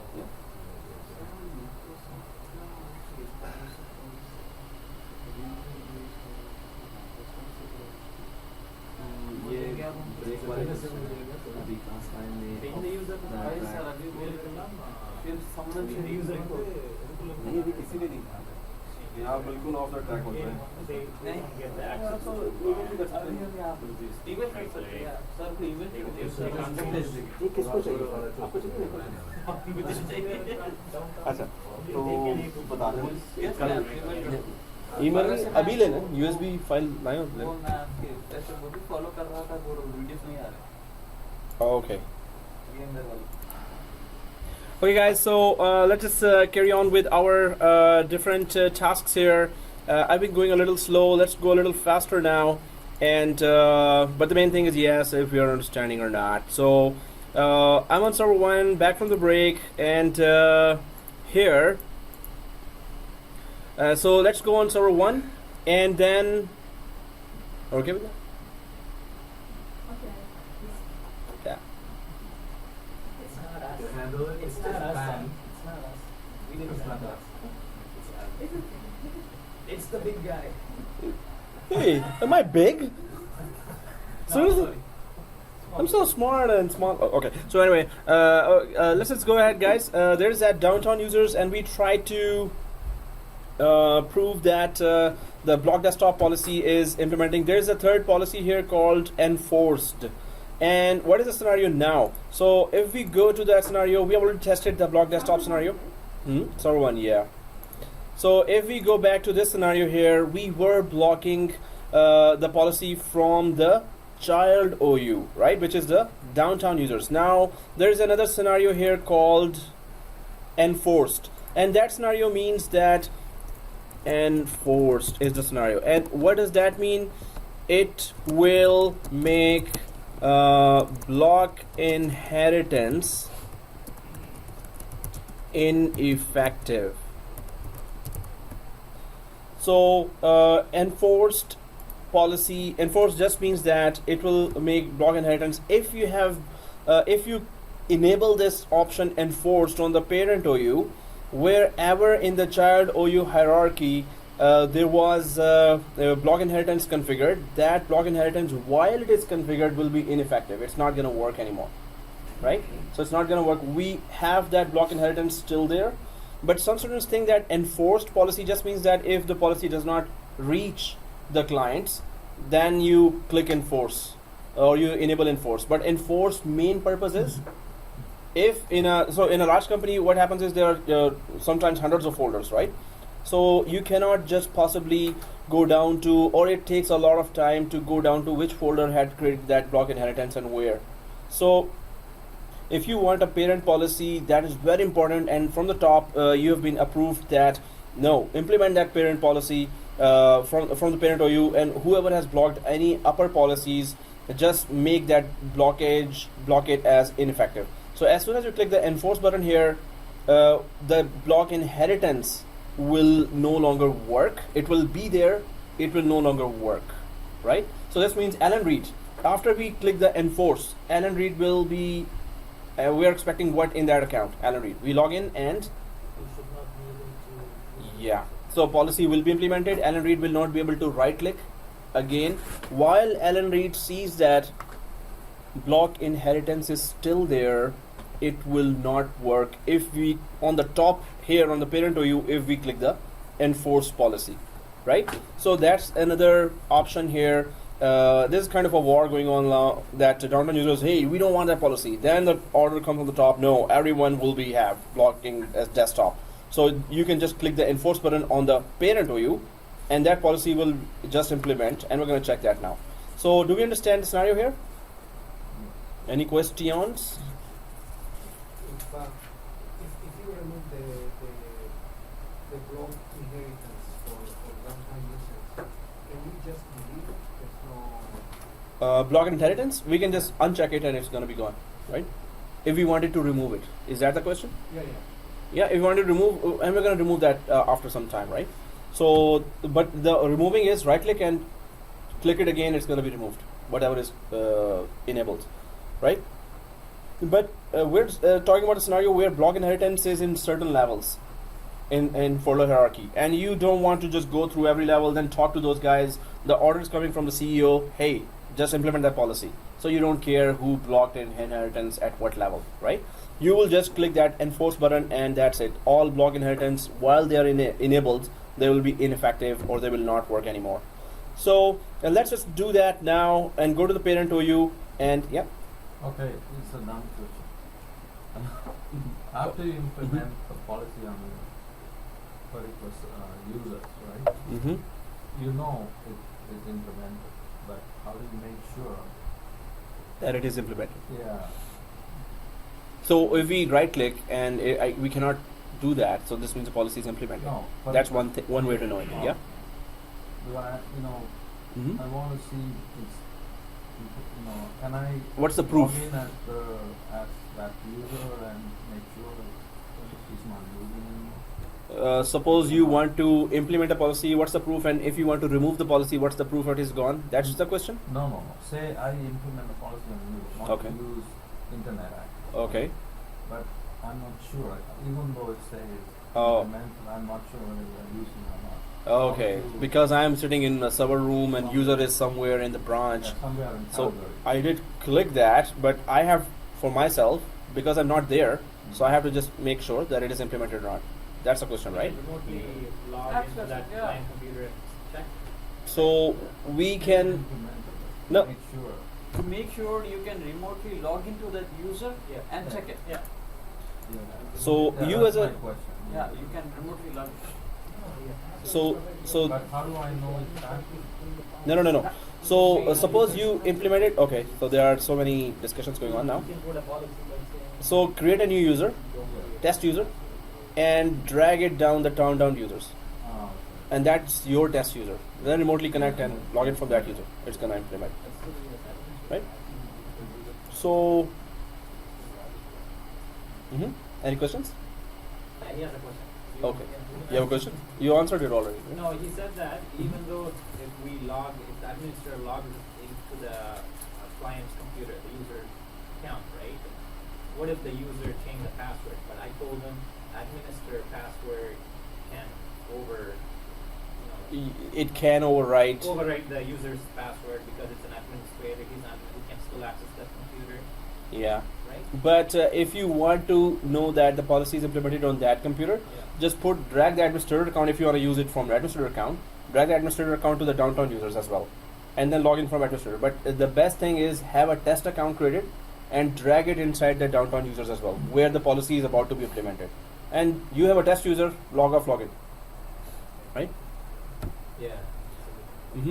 So okay guys, here now we need to just implement the enforce policy. So let's go to, so what we have block desktop block inheritance policy enabled on downtown users level. Now we're going to go back to exchange users level and just click enforce, and the policy will be there but it will be ineffective.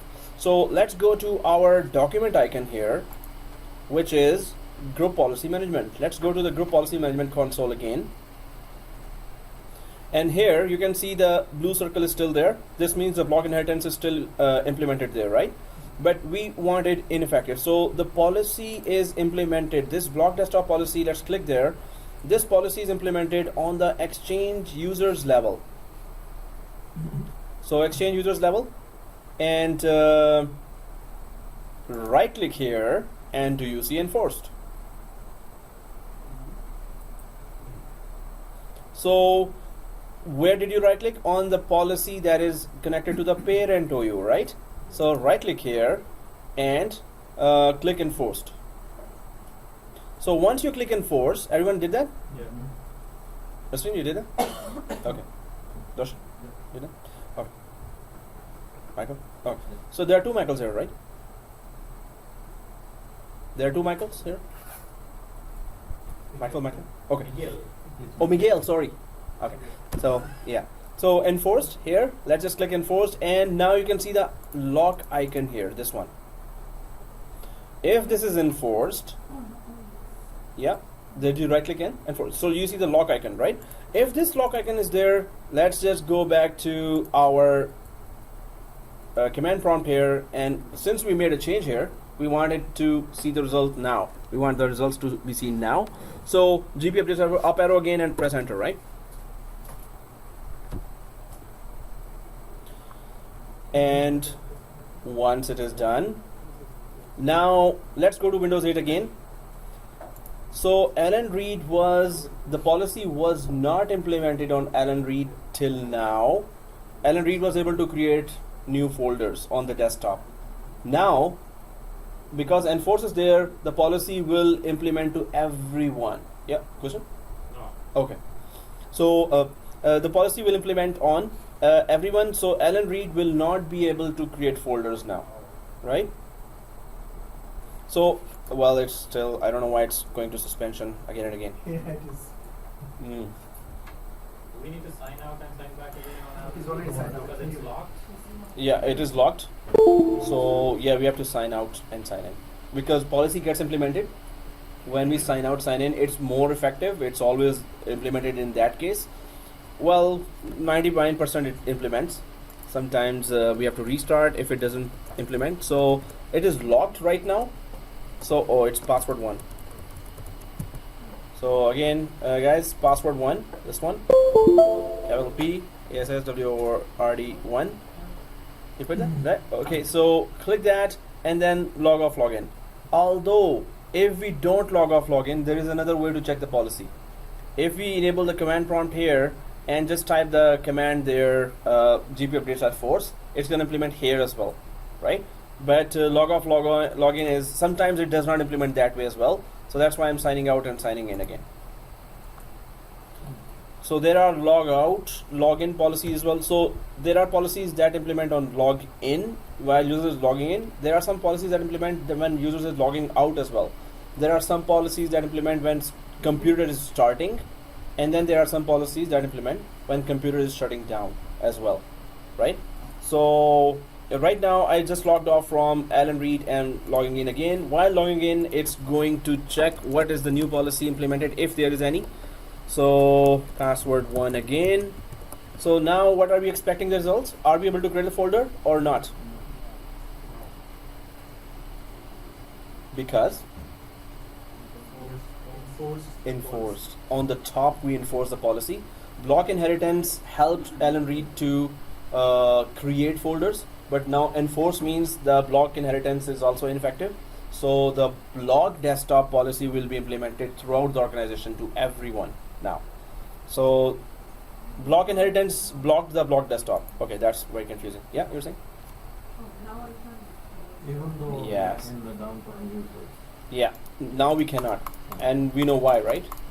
Because we enforce it from the top. Okay, guys, so this is easy scenario. We understood that, right? So let's just go back to server 1. Any questions? So let's go back to server 1, and yeah, we're not able to do that. So this means enforce is working fine, right? So now let's go back to server 1. Now there's a question to you.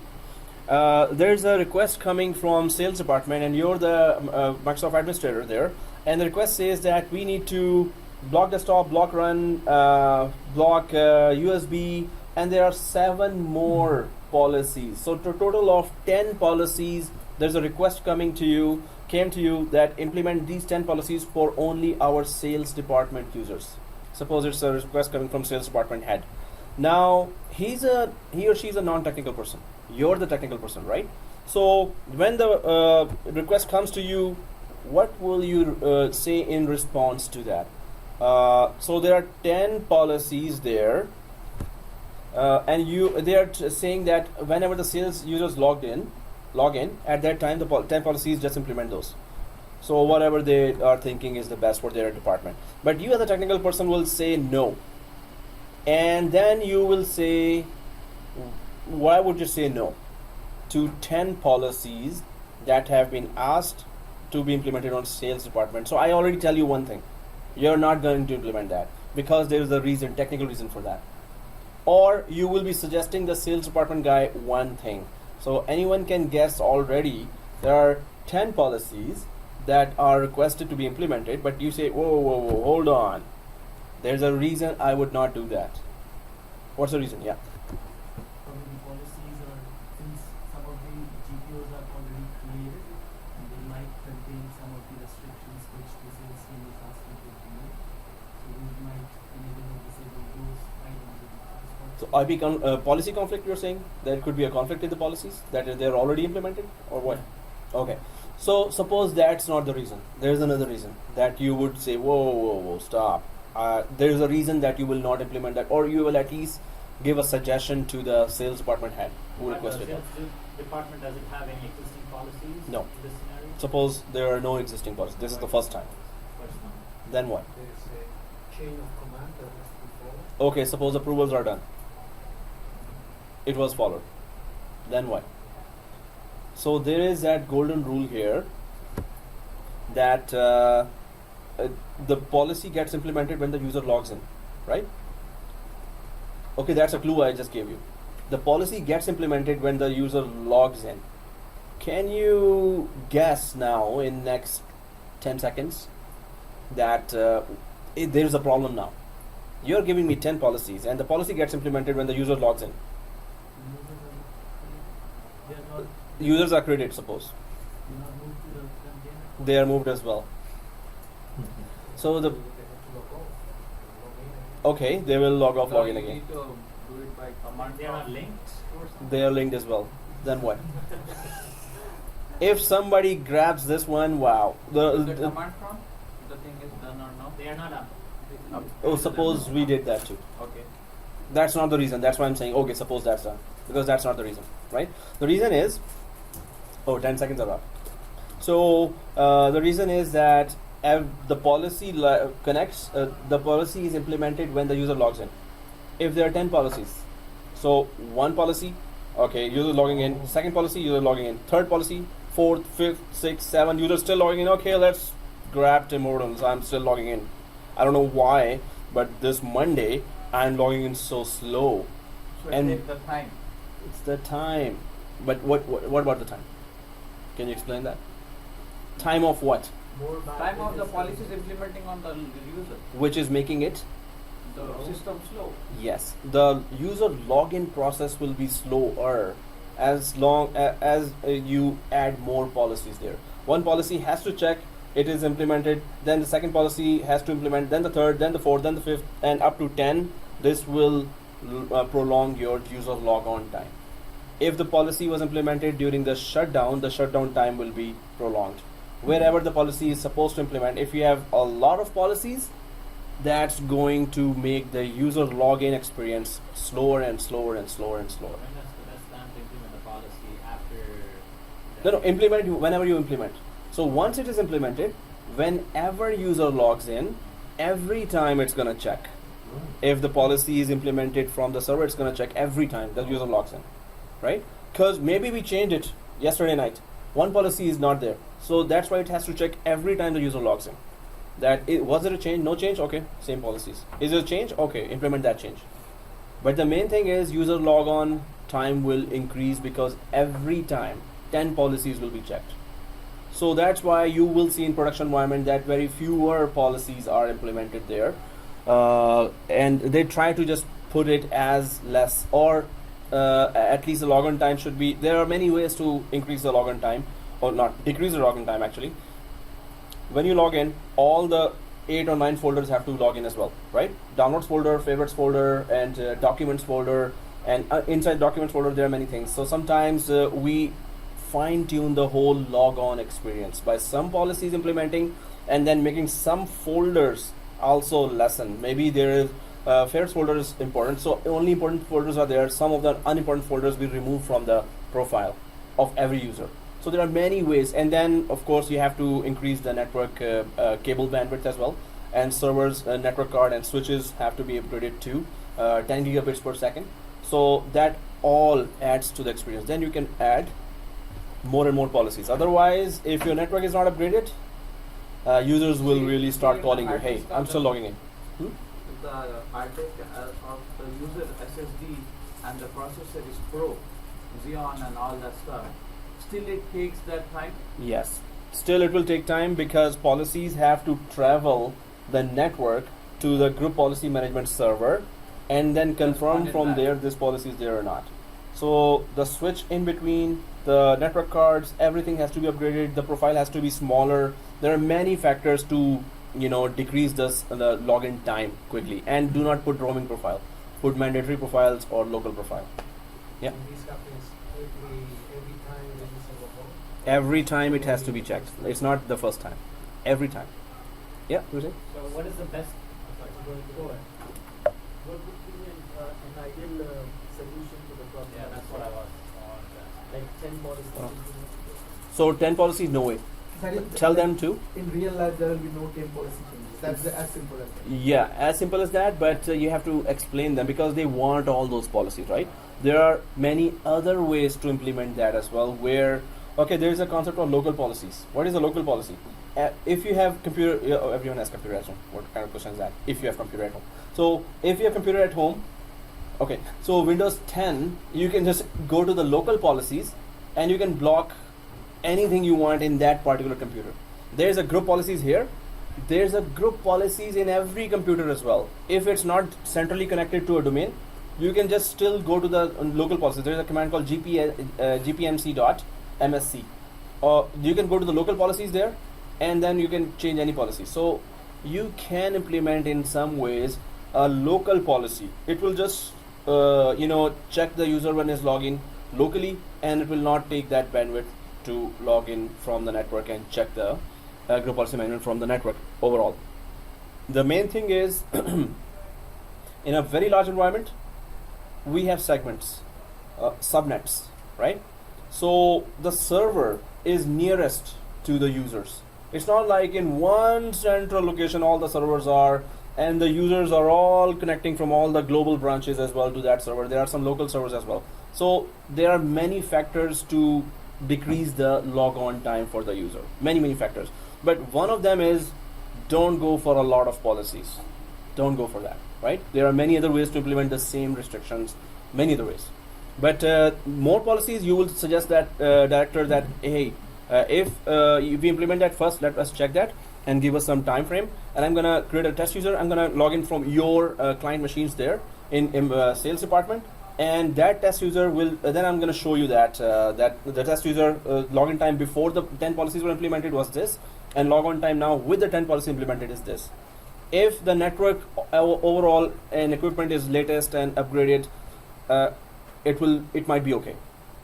But if I were you, I would check it. I would test it, and then I will say I will not implement right away. I will tell that director, hey, let me test that. Otherwise, you're gonna be grabbing me again. Okay, why the user logon time is? You're the technical person. No, I'm not the one. So take the stand at that time. That when he requested, no, give me time now. Let me test it, and then I will give you recommendations, and you should follow that. Otherwise, your users will be calling us, right?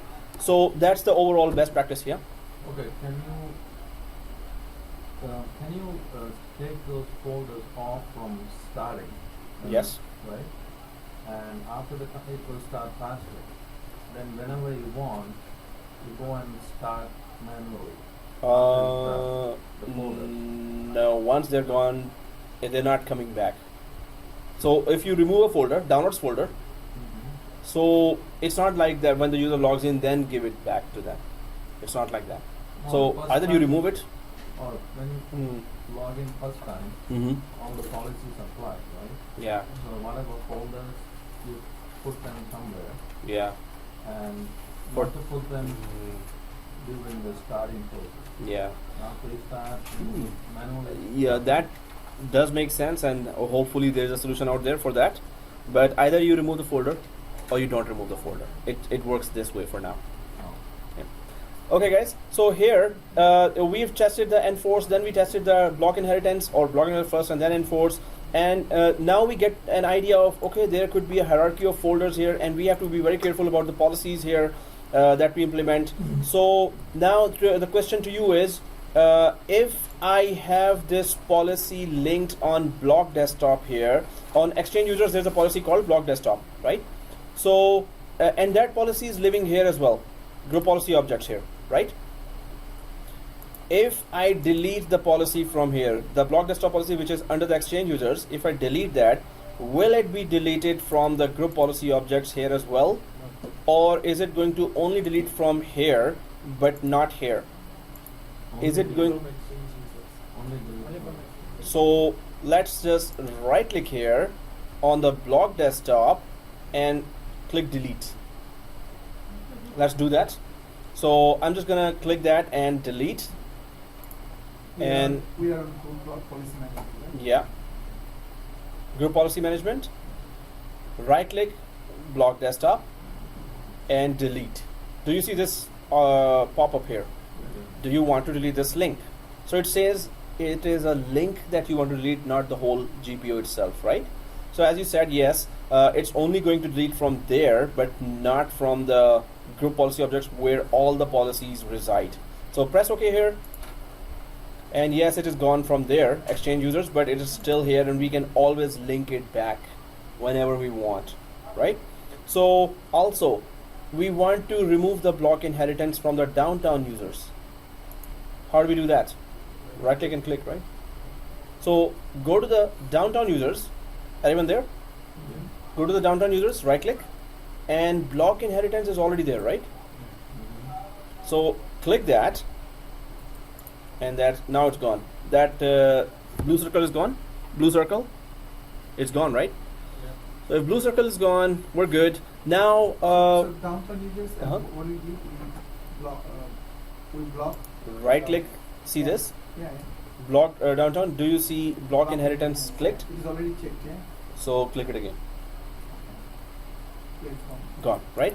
So okay, guys. Once this is done, so the second thing was that the best practice is to create the policies here in group policy objects, right? So if we want to create, if we go against that, and we want to go to marketing department and create a new policy here, so we can directly create here as well a policy. We can directly create on the domain level as well. Best practice always is to right click new here and create a policy. But let's just quickly create, so expand, keep this group policy object expanded first of all. Is it expanded for everyone? Yeah.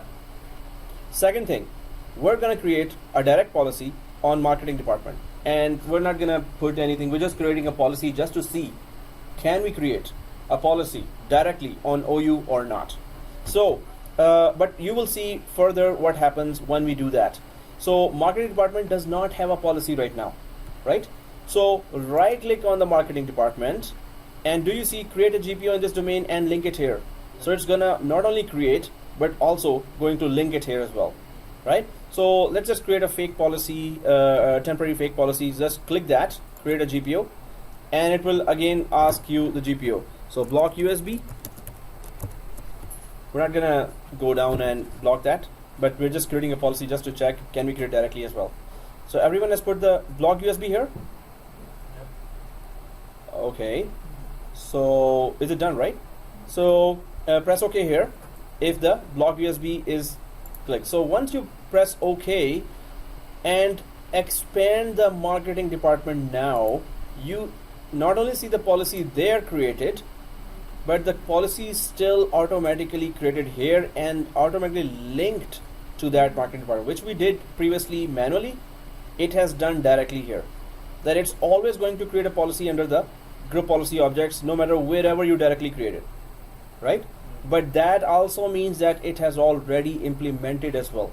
As soon as you create it here, it has implemented. That was the main purpose to create a policy here in group policy objects, that maybe you need time to think, because you're implementing a lot of restrictions here right now.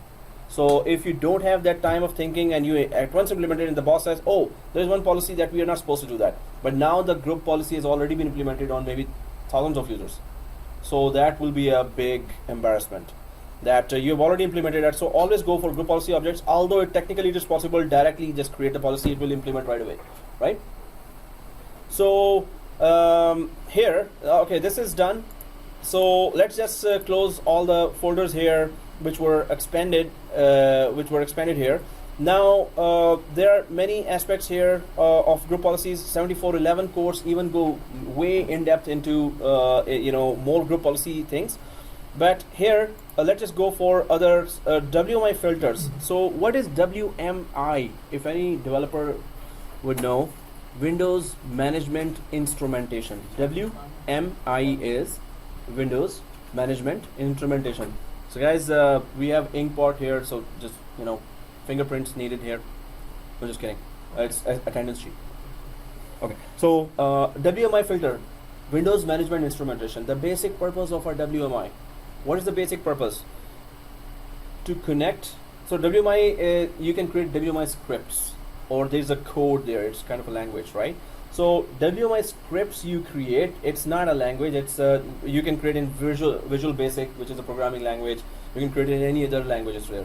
But with WMI, you can connect to hundreds of computers and enumerate information. What is enumerate? Search for information. So suppose you want to search, suppose there are 10,000 computers and you want to search those computers which have i7 processor, Windows 7 64-bit only, and 32 GB RAM. That's the only criteria among 10,000 computers. So you're going to write a code there, or there are ready-made codes there also available across the internet for WMI. So when you run that search across the domain, what it's going to do is all the computers that are i7, 32 GB RAM, and Windows 7 64-bit. Suppose that's a criteria. So maybe there are 200 computers among 10,000 computers which are having this criteria. So it's going to connect to all the computers, and then it's going to give you the list of only those computers which fulfill the criteria. Criteria is Windows 7 64-bit, i7 processor, 32 GB RAM, right? So what it does is gives you the code, and then you can run that code to grab or gather information according to some criteria. But what's the purpose here inside group policy? Suppose now the scenario is extended.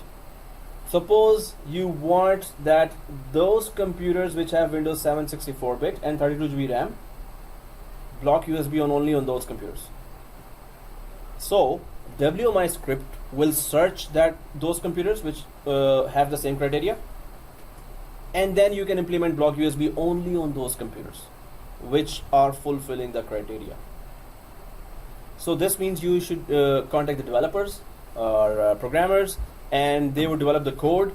Director will just say, hey, whoever is in whoever has Windows 8 64-bit, whatever the criteria is, right?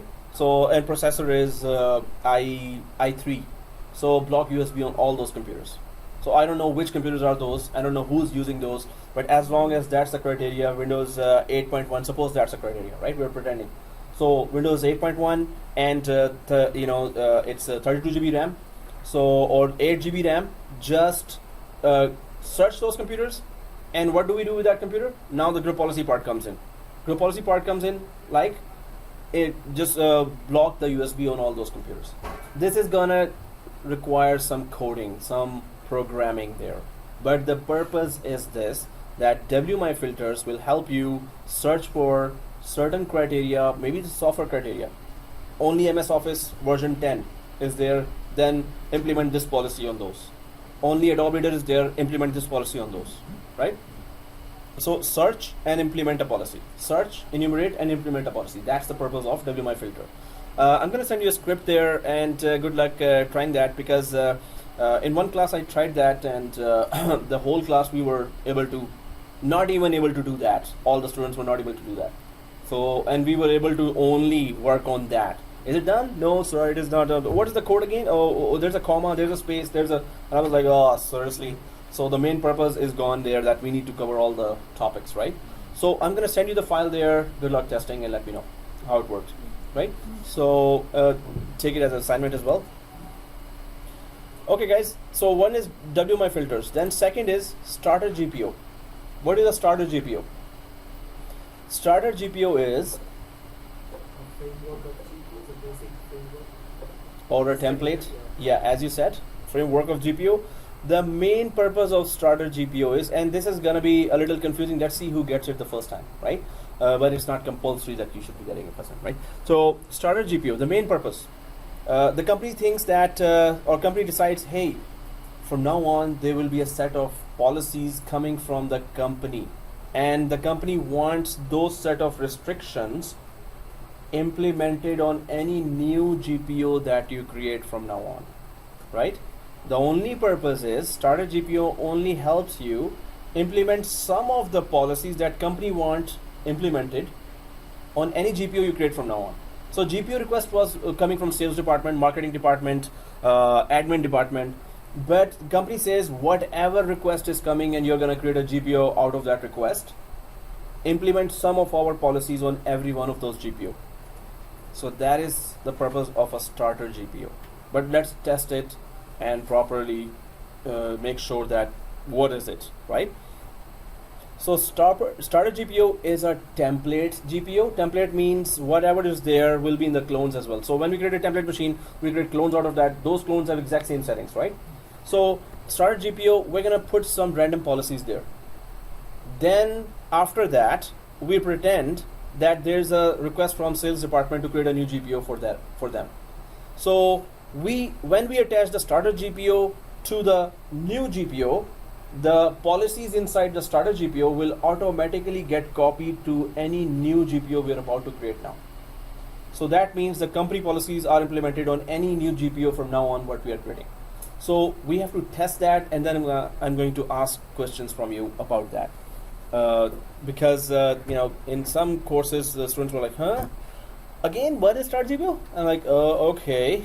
So then I explained again. Then some students even got more confused. So I was like, whoa, I just explained, right? So now let's test it and let's see who gets it the first time. But this is not that kind of test. We are here to discuss and try to understand first, right? So starter GPO, let's try to go inside and let's do it, and then we'll discuss it again, right? What we just did. So starter GPO, first of all, if you see on the right side, do you see create starter GPO folders? So click that. Starter GPO, click that. So you can see already some of the sample or template starter GPOs already there, but we're going to be configuring our own. Suppose you want, suppose the second one is reporting firewall ports, right? So group policy reporting firewall ports. Suppose you want this policy to be implemented in any new GPO from now on you create for any department. So you can just attach this starter GPO to that new GPO that request is coming from the department, and all the policies and restrictions inside this firewall ports GPO will be automatically copied to that. But this is still a theory. Let's try to test it first. Let's create our own GPO, starter GPO here. So once you're inside the starter GPO, right click anywhere here like this and click new. Oh, did you click the button? So first click the starter GPO on the left side, left click. Then on the right side, do you see one big button on the right side? Oh, I have created the. Oh, we didn't left click it. Oh, okay. Okay. So here, now let's just click the right click here and click new. Everyone there? Okay. So new, and then starter GPO, so company policies.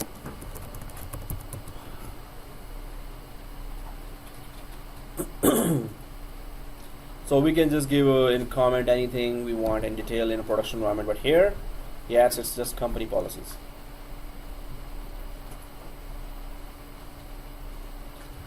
So press OK once you have written company policies. Everyone has written it down.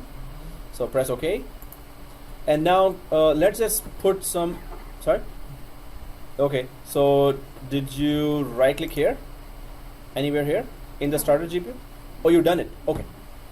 So yeah, so company policies, right click, and do you see edit here like this? Let's go to the editor of this GPO. So edit.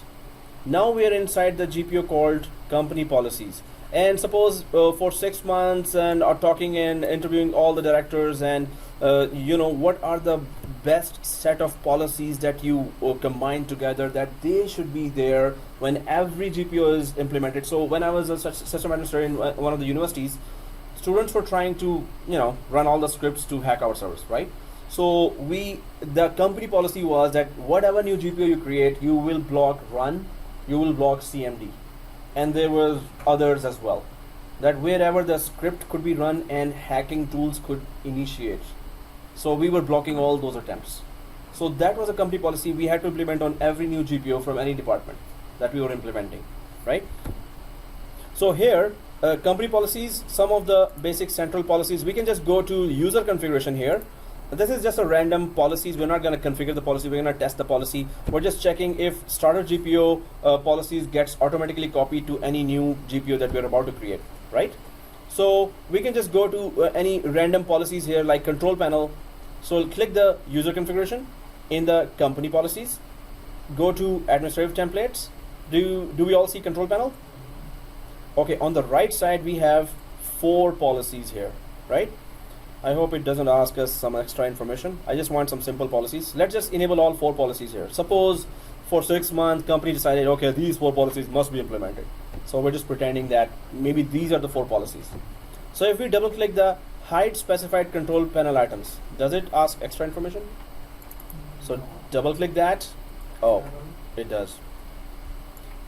So I've just double clicked the first one, hide specified control items. Everyone there? Okay, so once we enable and list of disallowed control panel items, it could be any list of there, but does it let us apply without doing anything here? Show. So if I click show here, we need to give some strings and some values there that are specific. But if we click apply here, no entries were at. Okay, guys, forget that.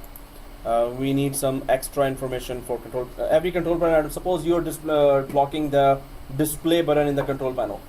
So you need that specific code there that will represent the display button there to disable that. Let's close that. Let's not try this. And there is another one here on the left side. Do we all see desktop on the left side under the control panel? Under the control panel, right? That's the same area where we were before, right?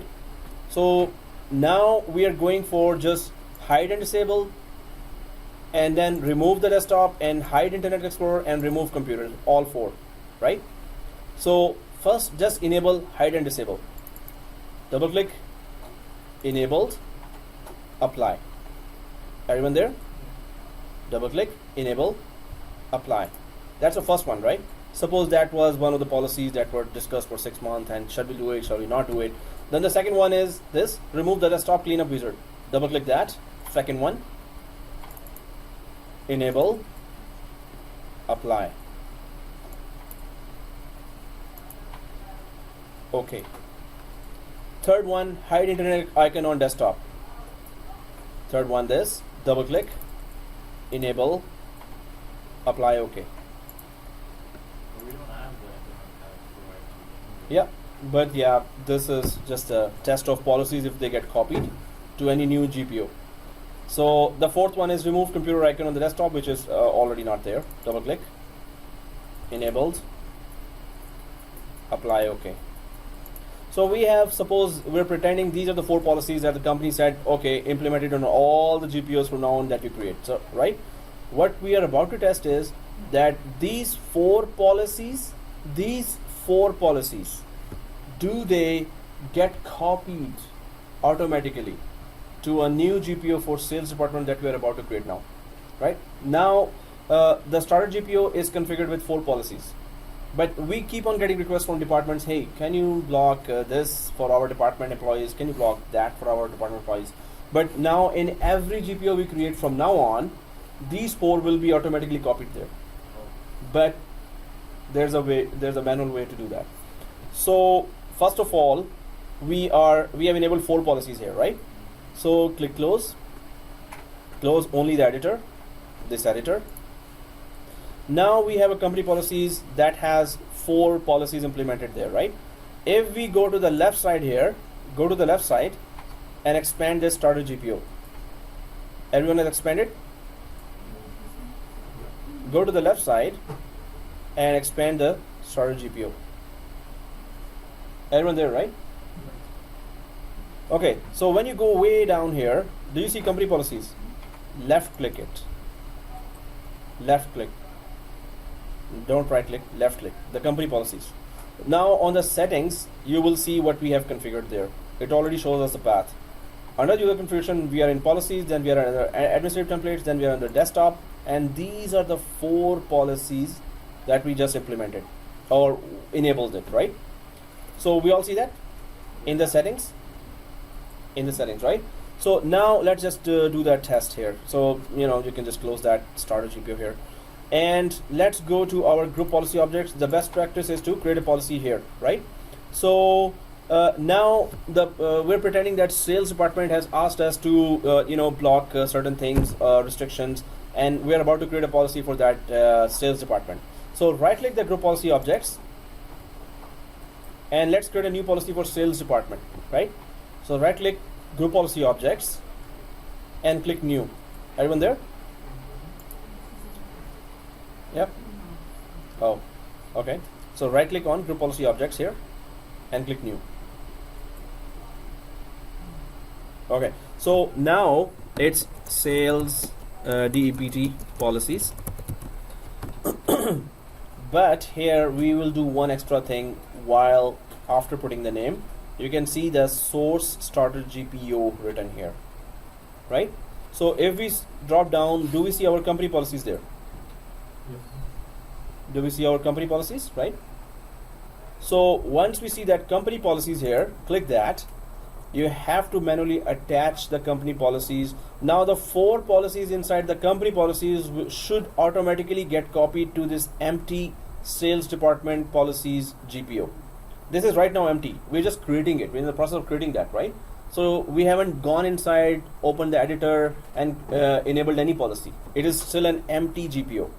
But it should already have copied the company 4 policies, desktop policies should already be automatically copied if we attach it like this. So any new GPO from marketing department or IT department or management department from now on, it's if we attach this company policy to them, those 4 desktop policies will automatically copy to that new GPO. Do we understand this concept? Yes. So let's press OK and have a test of that. So press OK and the empty sales department policies GPO has been created. It is supposed to be empty because we didn't go inside and go to anywhere to enable any policy, right? So it is supposed to be empty, but the 4 policies must already be there right now. How do we, what's the proof that those 4 policies have been copied from the starter GPO? Either we can right click and edit, there's a smaller way, shorter way as well. Settings. So if you click this empty sales department policies GPO and go to the right side and settings, there are some policies. We haven't even opened the editor for this one. It's supposed to be an empty one, but already some policies can be seen there, right? What are those policies? Administrative templates. Let's go there. Desktop, and all those 4 policies are inside the sales department policies. So these have been copied from starter GPO as a company policy. So these are already there. We haven't gone inside the editor of sales department policies yet, but these 4 policies are already showing because we attached the starter GPO to the new GPO. So all policies got copied there as well. Do we understand the concept? Yes. Yes? Yes?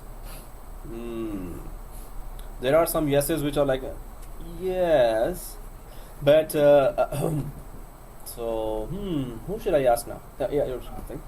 What if you, okay, so you have your starter policy there.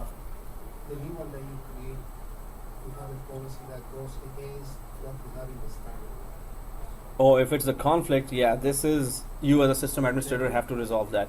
You have to tell those, hey, we already have that policy. So if you're requesting that, this will already be implemented anyway. If suppose it's the same policy or suppose it's a conflicting policy.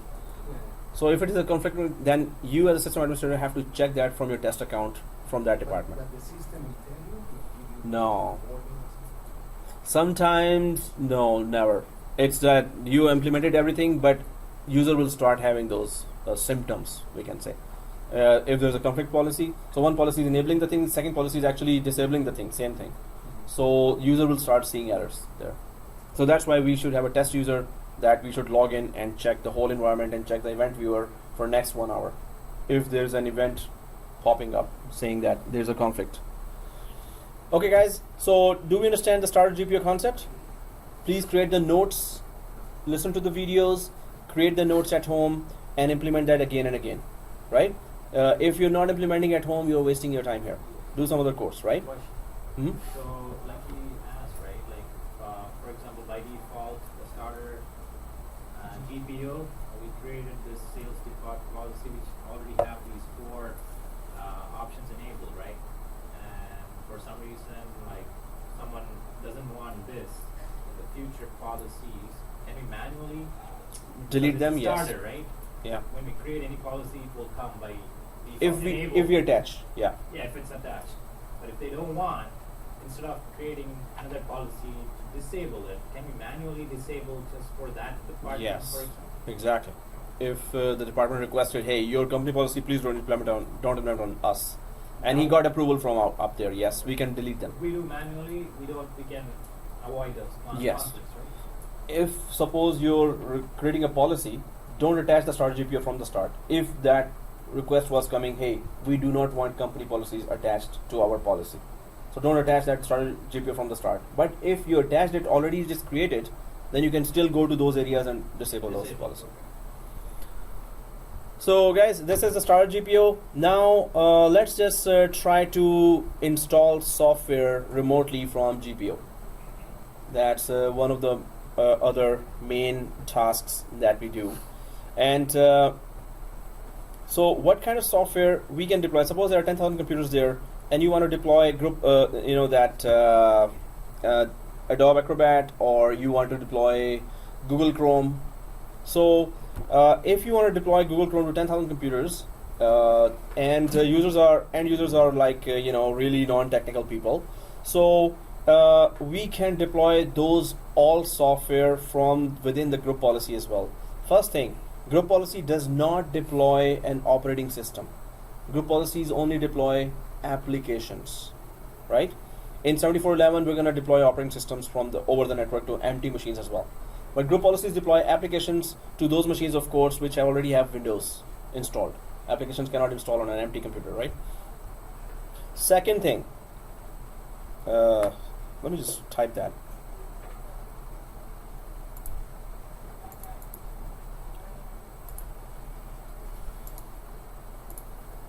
So here, so it's very important that we understand is if you had to deploy MS Office to huge amount of machines, this is very easy to do it from here, right?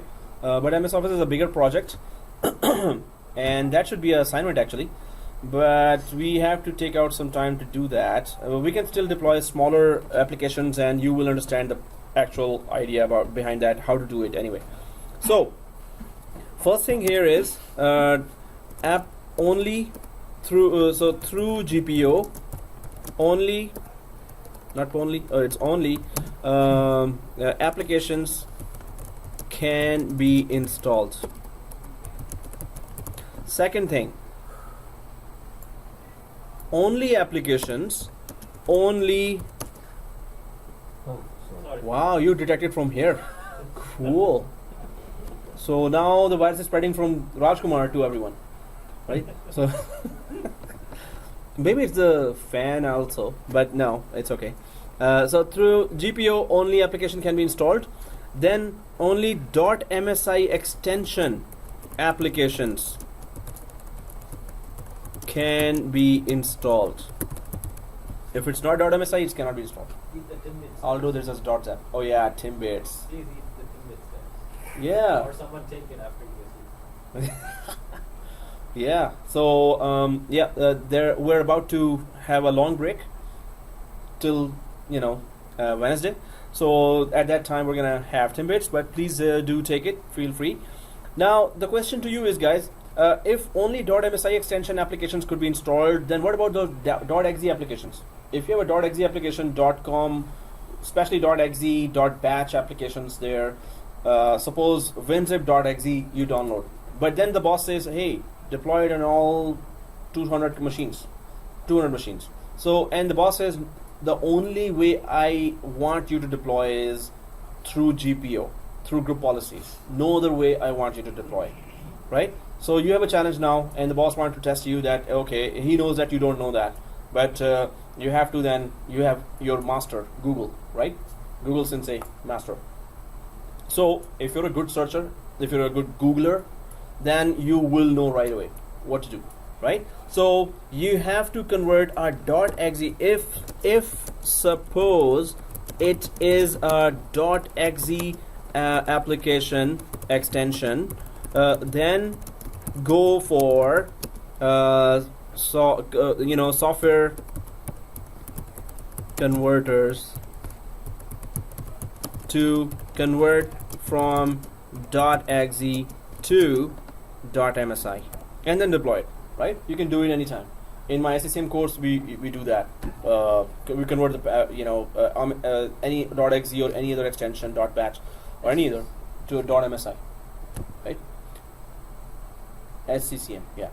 So System Center Configuration Manager is the granddaddy of deployment from Microsoft. So you can deploy anything, you can upgrade anything, you can migrate anything. Whatever change you want is from SCCM or System Center Configuration Manager. But here, you can see .exe application extension, then go for software converters. I'm just going to quickly, oh, I did not open that. Okay. I'll just quickly show you what to do here. So if we go for convert to MSI, I'm just putting in the search. Okay, that guy did not tell us what to do, but convert to MSI. Okay, let's just go. Yeah, convert exe to MSI, right? So convert exe to. I just put in the search. So there are software converters. Convert exe to MSI. There are so many actually. MSI installer tool, converting exe to MSI. You just Google it and or Bing it. I just Binged it. So any software could be converted to MSI. And then if it is MSI, deploy it through GPO. So we're going to deploy 3 software through GPO, but you can convert any software to MSI. And there are so many converters. There are some advanced converters. There are some paid converters. There are some free converters as well. But if you want, if you're installing a software and it gives you some problem on 10,000 computers, you're in big trouble. So better go for some good quality converter, right? No, or if you're going for free converter and it's a very small software like WinZip or 7-Zip, then of course still test it before you deploy it to thousands of machines or hundreds of machines, right? So the main thing I wanted to tell you that yes, any software could be converted into MSI, .msi, anyone. And majority of the Microsoft applications are having its MSI version. So suppose your boss says, hey, deploy the Adobe Acrobat Reader. So I would just go, I will tell boss, hey, yeah, no problem, piece of cake. As soon as he turns, and then I'll go, okay, where's the Adobe Reader MSI download? I'll just, politely ask Google or Bing, hey, can you, it's not Adobe, it's Adobe. But anyway, you get the idea, Adobe. So adobe.com, Adobe Acrobat DC installer for all various download free Adobe Acrobat DC. So anyway, you will get the MSI version from very famous vendors already. How to get Adobe Reader as MSI file. Then we can deploy it through GPO, right? So there are many ways to convert that. Okay, so let's go for our software deployment here. And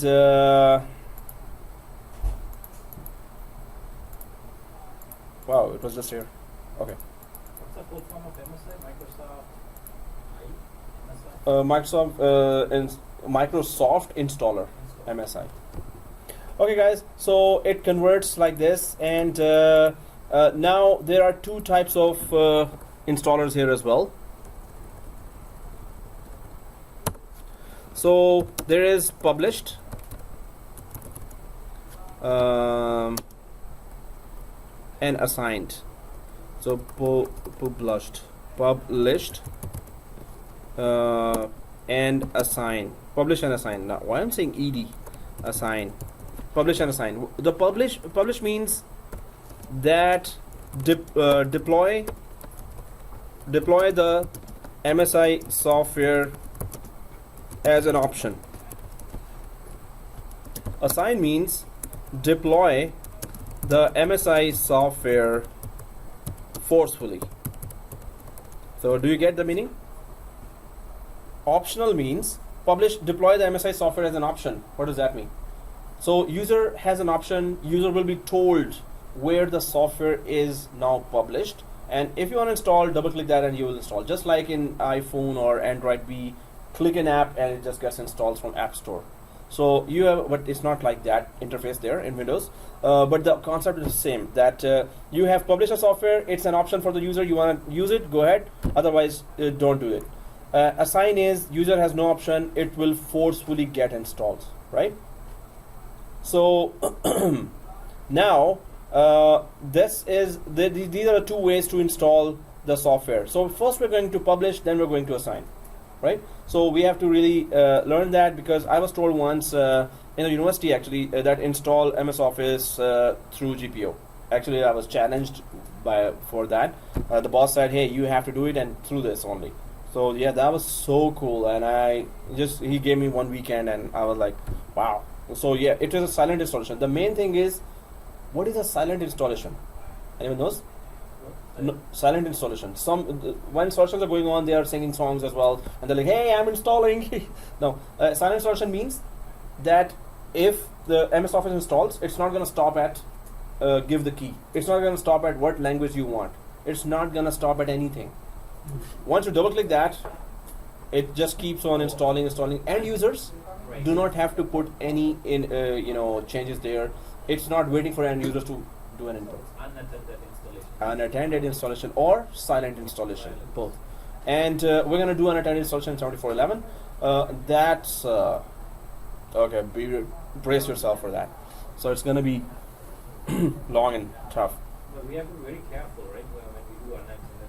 We have to be as careful. Write scripts and we have to... No, there's a software that creates an answer file for that.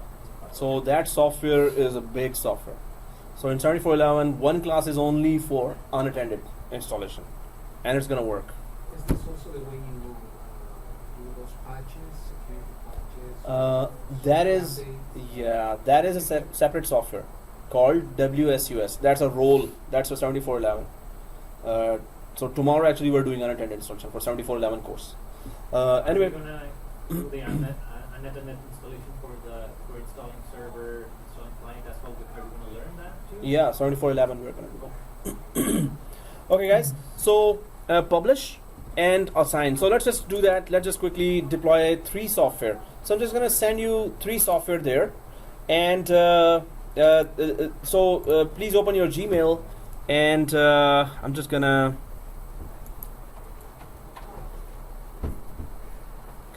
from Dropbox,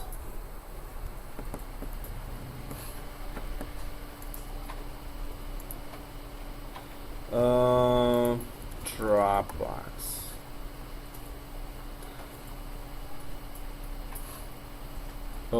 now I have to pause.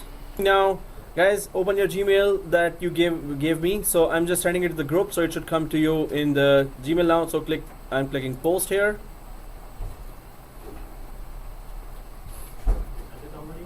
Yep. So please confirm if you got it.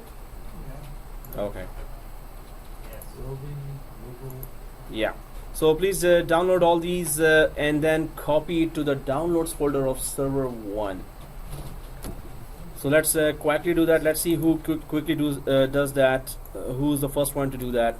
So there will be Timbits given to them as a reward. Oh, okay. It's already there. Yeah.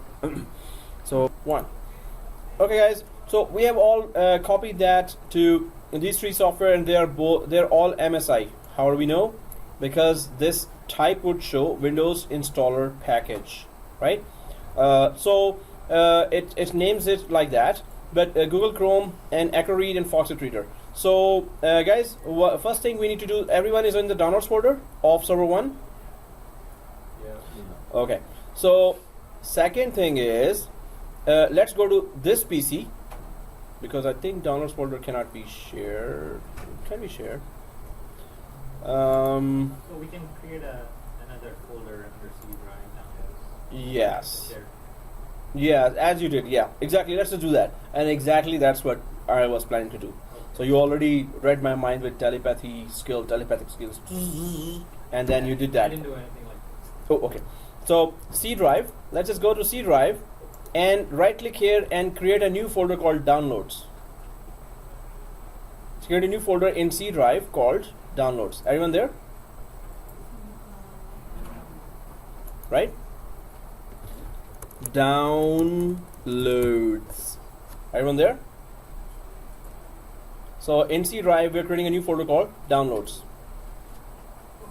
So once it is there, double click that, and since it is already in your clipboard, just right click and paste again. So first of all, in C drive, create a new folder called downloads. Then go inside that folder and right click and paste. So because it's in the clipboard, all three software should be copied here as well, right? Everyone got it? Right? Yes. So, okay. Naseem, got it? Yeah. No, not copy again. Just paste. So, guys, now let's go out to the C drive here. And this is the end of our how to deploy the both. Okay. Okay. your tricks won't work anymore. No. Everyone knew that. No, don't say that. Okay. Yeah. Try something else. There's a lot more where that's coming from, buddy. Okay, but anyway, yeah. So let's just we need to share this folder with everyone with read permission. So if the software is inside the downloads folder, we create a new download folder in C drive. Ashu, did you create?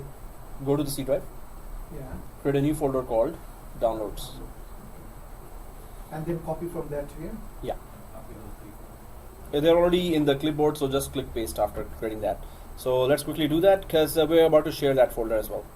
So right click this downloads folder, and do you see the share with here? So right click the downloads folder and share with. And do you see specific people? So everyone sees the specific people? So then we click specific people and then only share with specific people called everyone, right? And click add. So be very specific about that it should be everyone. Are you joking or? Of course I was thinking that somebody will laugh. Yeah. But you guys I was like, no, he was laughing next to me. I was like, okay, it's like fishy going on. that's why I repeated 3 times. Specifically select everyone. So it's just specific people we're selecting. And he's not even showing that expression. See, it was that funny. That's the way we should make others laugh. But everyone was thinking, oh, is that a funny thing or not? Now I lost one second. Sorry. Okay. We have created a new folder on C drive. Yes. And then we right click and yeah. You really scared me. As soon as you said, no, I'm lost. I was sleepy. I was feeling so sleepy right now. Yeah. I already No, created no, one. no, What he is was it? just I already talking. created one. Just Do you see that? Okay, just wait until they. He was just like playing. I already got a copy. Now he's actually telling him. He actually added it. Share with.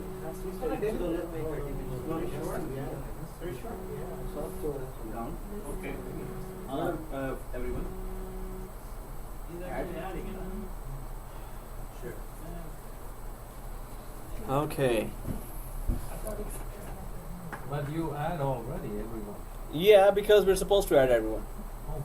So you're not. No, Kidding. why I'm can't not you go kidding. For everyone. No. No, they still didn't get the pun in it. Okay. It's like You there the- is specific people and a specific person is everyone. Oh, yeah. Everyone is a name of group. That includes all the users of Active Directory. Oh, I thought NetAdmin because NetAdmin is the domain and then we can share with NetAdmin so Oh. that we can access. So and you just said that, oh, we understand all your tricks. You just okay. missed it, right? I missed it.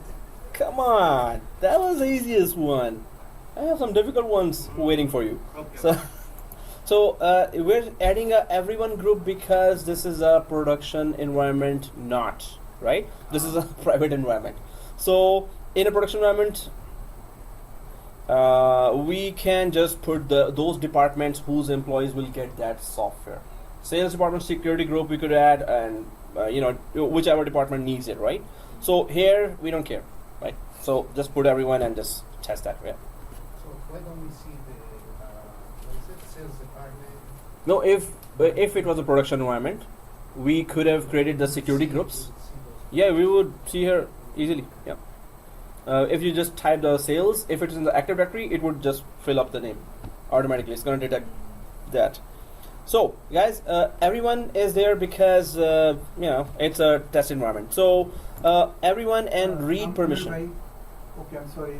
I don't see this. I have added up there, but I don't see that option. Right click on download. Yeah.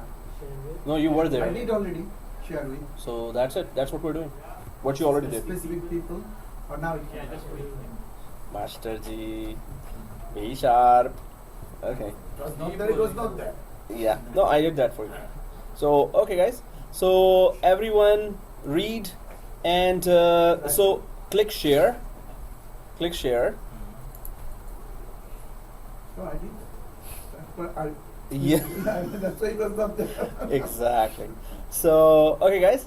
So your folder is shared, right? Do you see this UNC path? That is called UNC path. // server1 / downloads. We need this. But is everyone on the screen? Yes. Is everyone on the screen? Yeah. So right click and copy link. Actually, you know what? Don't do that. Don't do that. Because last time we did that, it adds up not only that link, it adds up a lot of extra details and we'll be more confused actually. Even if you copy that, doesn't matter. So we're not going to use that. So just remember // server1 / downloads. Just remember this, right? Remember. So click done. Click done. Now, are you still in the File Explorer here? We are on the File Explorer, right? We are all? Yeah. Okay. So click here. Yeah, done. So click here. So it is selectable now. Click here and // What's the meaning of // Go to the network. Yeah. Yeah, local disk. Did you open a File Explorer, yellow one? Yeah. So click here. Click here. This window. Click. Okay. Server 0. Yeah. Server 01. So // is go to the network. Go where? To server 01. Then /. As soon as you put the /, it starts giving you the number of shared folders you have. Shared folders can be accessed over the network from any other computer as well, right?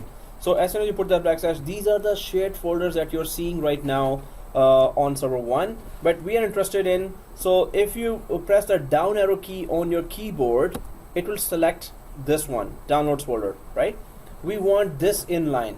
Everyone sees this inline? Yeah. It's not the. Cool. So is the spellings are okay? You got it, buddy. Spellings.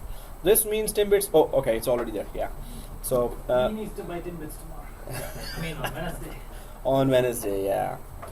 So okay, guys, make sure that you select it like this. First of all, make sure the whole folder is there like this, and then right click and copy. Make sure you're doing this. This is very important, right? Copy that. Everyone do it done? Do it done, right? So copy this. Once we copy that, now just minimize it. Make sure you copied this, right? So minimize this. Minimize. Now we can go and start deploying software. So first of all, do you see this group policy objects here? So let's go to group policy management here, guys. Let's go to group policy management. Everyone there? Yep. Copy is great up. Copy is grayed up. Yeah. Oh, then I'll tell you, leave that, minimize that. Don't worry. When we go to, so follow me, and I'll tell you what to do there when we reach there. So guys, group policy management, everyone there? Let's create a new policy called software deployment. And we're going to deploy it for the Exchange users because we have 390 users there, right? So right click the group policy objects like this. The best practice is this, and go to new. Everyone there? Yeah. No. So we are on group policy management.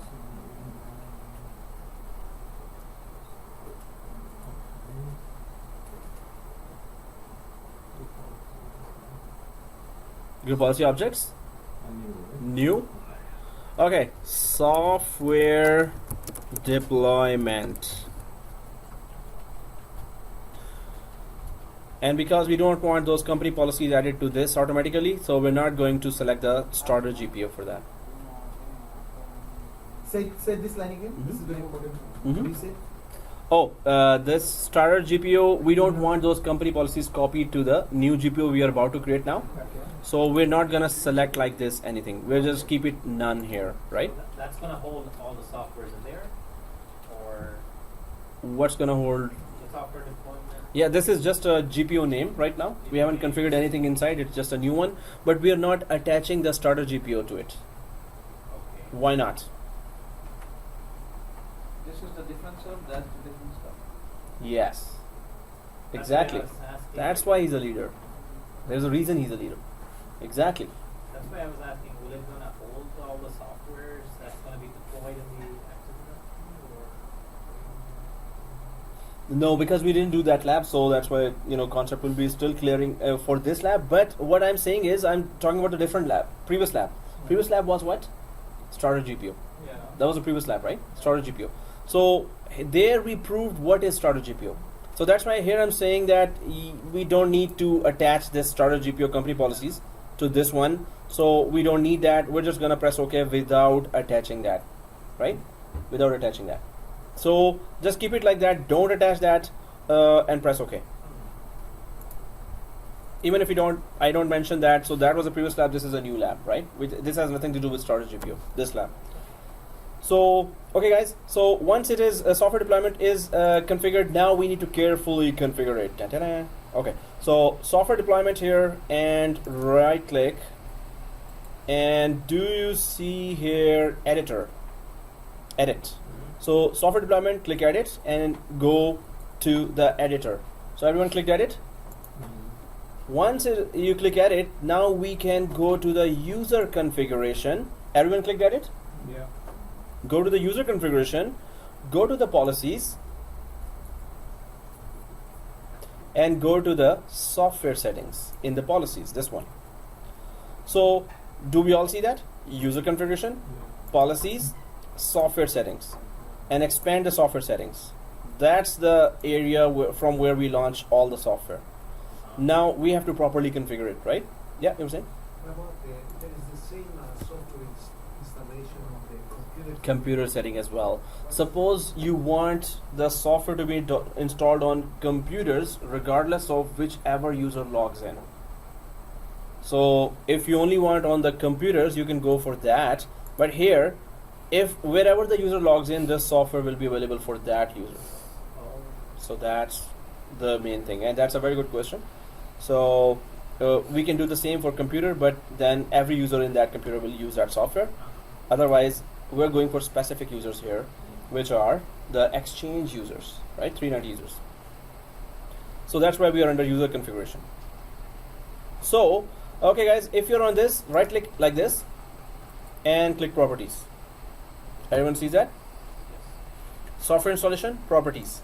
Once you're in the properties, that link that I asked you, is this window open for everyone? So right click here and paste, but you can just make sure that Michael, that it is exactly like that. Type. You can even type it here. So this is where our 3 software or applications are waiting to be deployed, right? So we're telling the software installation, hey, software installation, this is a shared folder from where we're going to launch all the software to all the users. right? Did you exactly type the same Yeah. spellings, Yeah. right? In your case, it is downloads. There was a S there, or okay, that's what you created. Yeah. Okay, press apply and OK, guys. Apply and OK, right? And now we can just launch the software to those users. So right click again on the software installation, go to new, and do you see the package? Yes. The package. I got it. Ta-da. The package. Oh, okay. So package here, and just click package here, right? Everyone there, right? Okay. So once we click, now we can see all the packages there, right? So first of all, we're going for publish. Then we're going to go for assign. So publish is forceful installation of software. Is it true or is it false? False. So it's not forceful, No. It's optional. it's optional. So when you publish a software, it is good. So when you publish a software, it is optional. User is up to user to download or not. When it's assigned, it's forceful. Exactly. User has no say in that. Okay, guys. So let's just put the Foxit Reader as the published software or the optional software, right? So in a production environment, I would be making this software as a silent installation, or as you said, unattended installation. Here, we don't have to do that, but there in production environment, you cannot just install like this, that you downloaded just like we did and deploy it to hundreds of users. Because as soon as you start deploying, it will stop. Okay, which keyboard you want? It will stop. Which put a key there. It will stop for other things that user, and you will say, hey, what is this? We don't know that. So end users are normally not technical, right?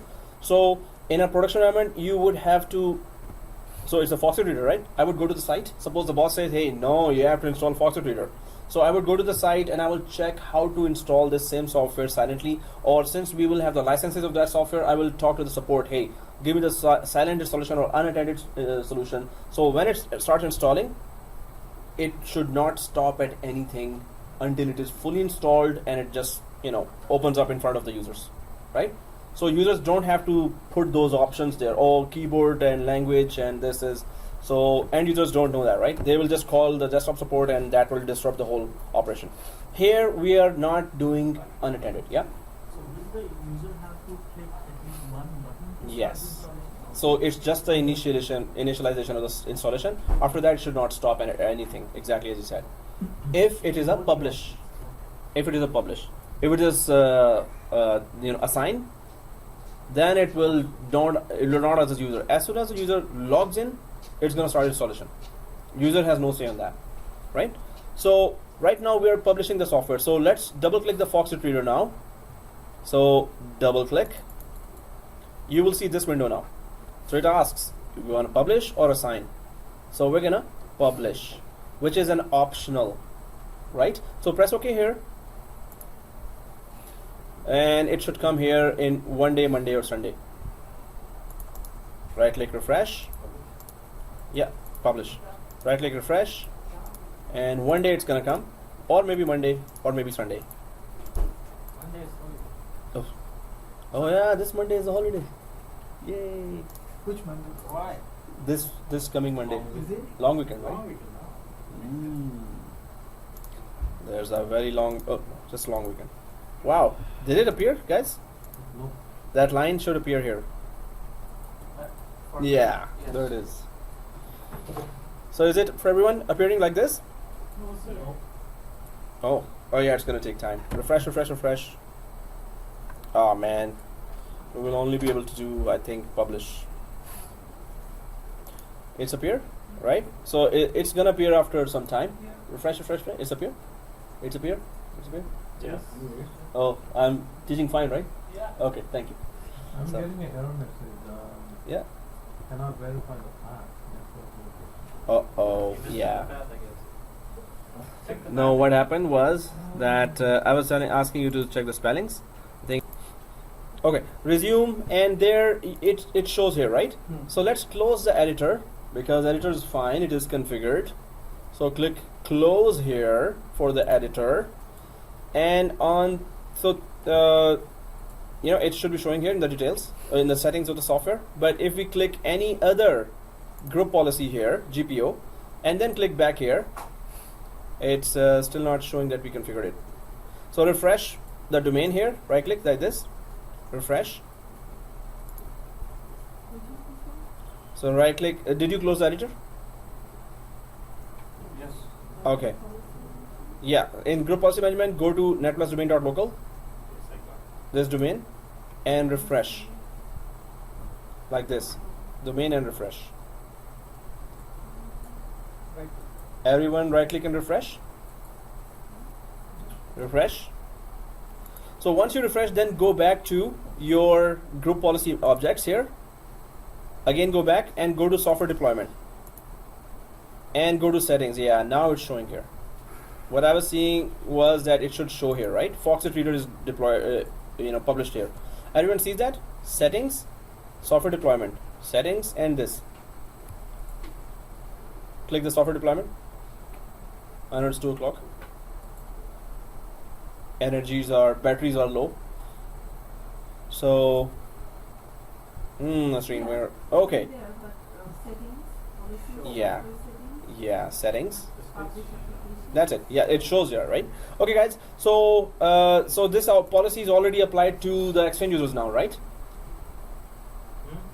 This policy. Okay. So, was like, yeah, I was gonna say, oh, maybe I'm wrong. No, I'm So asking you, confirming your question. confirming. So the question now you have enough time to think. Gotcha there.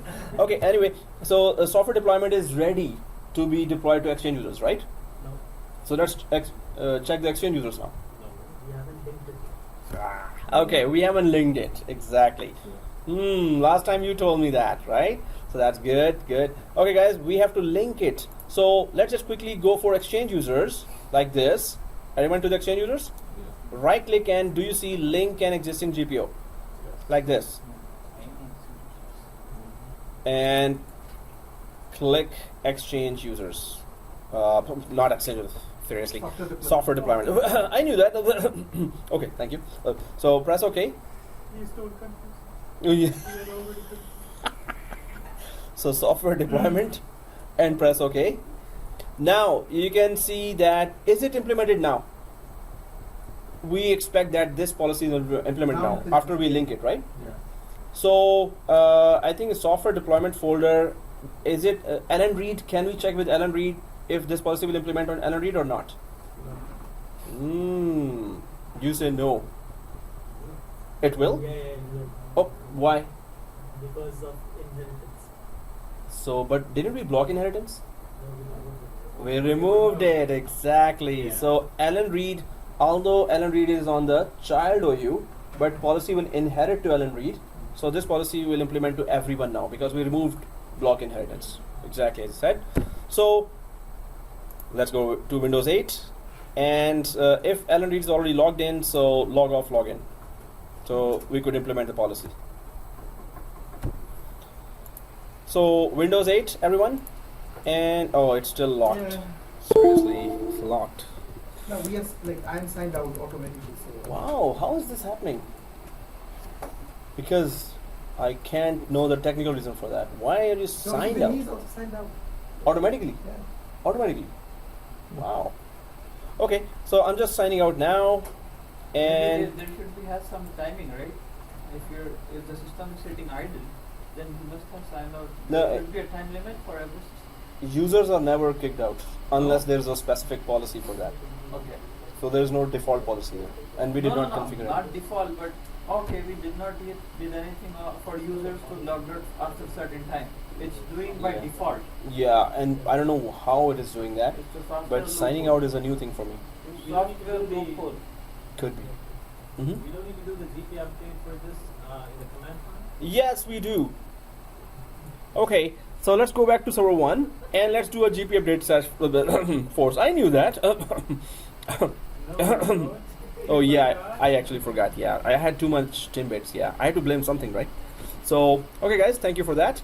And server 1 here, and let's just up arrow and GP update / force first. That's good. Good. I was asking you if I was correct or not. He said, okay, just ask it. Okay. No, but that's good, yeah. So that just makes sure that we will be getting that result. So let's go to Windows 8 here, guys. And let's log in from Alan Reed or any of those 300 users because it's implementing on everyone, right? So password 1, and click submit. Alan Reed, password 1, and submit, right? So once we are there, do you see anywhere published software, Foxit Reader? Oh, we're logging in, but it's not gonna give us that 2 hour. We're installing the application, right?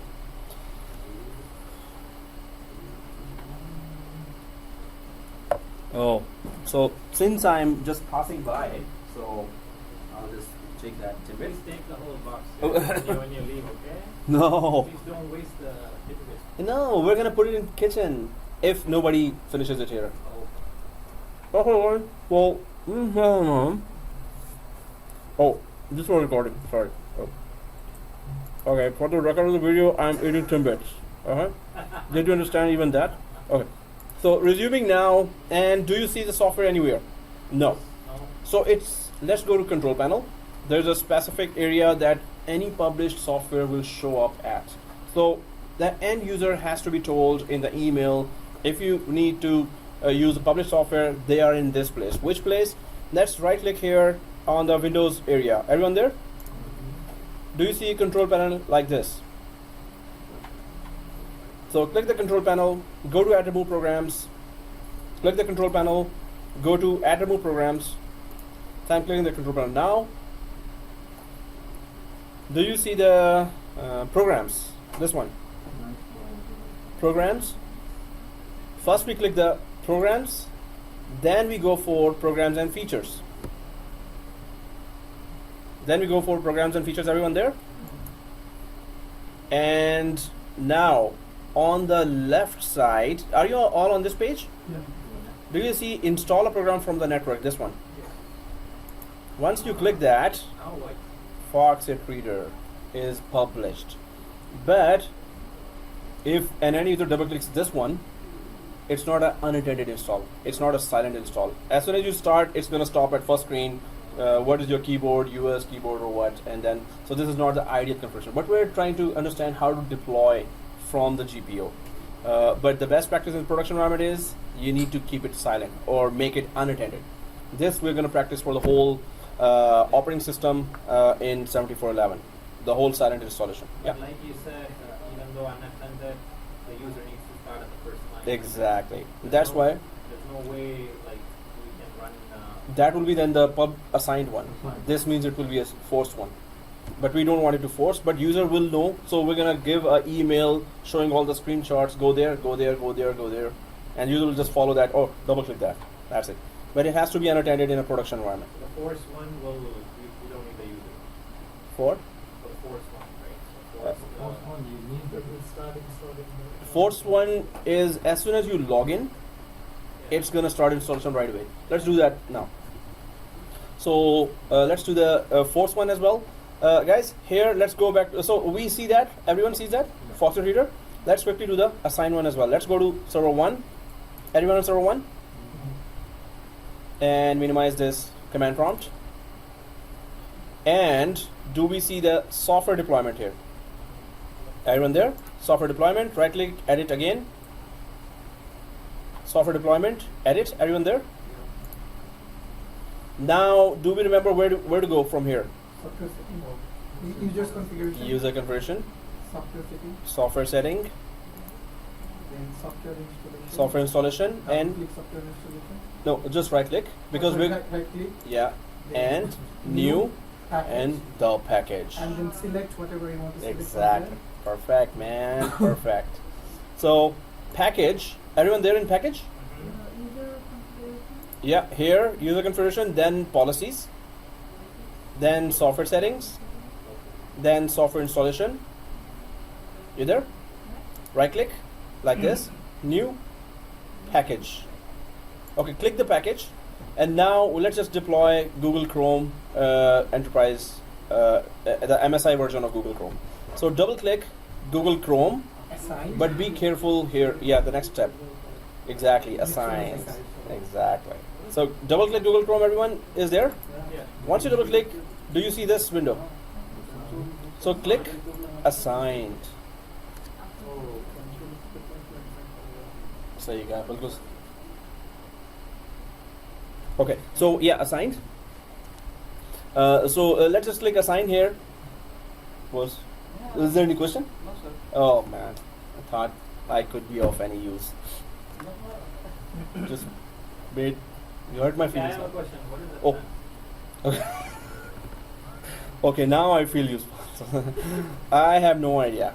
So, no, just kidding. So, advanced means that whatever you have configured already. Suppose you assign some software. Suppose you publish some software. Advanced will offer you the features where you can upgrade the already. Suppose 6 months ago, before you did that. So, advanced offers those features where you want to upgrade with latest updates, the published or assigned software. So, there are many options there that we will be seeing. Oops, it's already 2 o'clock. So, okay guys, assigned, and we're assigning Google Chrome. So, for that we need to log off, log in from any of those users, either Anna Hayes or Alan Reed, because those are only 2 users we can use, because any new user will start changing the colors and setting up the application. So, click assign and press OK. And one day, Monday or Sunday, it's gonna appear here. Before that, we have to do another GPO update. GP update, exactly. I was forgetting again that. Thank you. So refresh. This is the second package we created, right? But if the previous package you wanted to change, it could be changed from published to assigned as well. Just for knowledge, right? Just for, if we wanted to change the previous one, it would have done, but we're not gonna change that, right? But guys, as soon as you see assigned, there is one more extra step we need to do. Okay, I can see that now. Yes, there. Okay. Anyone else seeing that? You refresh. Oh, error. Press OK. It's OK. Press OK or cancel. Okay. So, do you see Google Chrome, guys? One more extra step here. For forceful assignment, there is another thing. Right-click the Google Chrome. Everyone, right-click Google Chrome, and do you see properties here? Right-click Google Chrome and properties. You have to go for job, right? Yes. Oh, sure. So here, do you see deployment? Do we all see deployment here? Yeah. Now, do you see install this application at logon? Yeah. Deployment and install this application at logon. Yeah. This one. So right click the Google Chrome, then go to deployment and just click that, install this application at logon. Okay, again. So do you see Google Chrome? Oh, so Wait, go to software installation.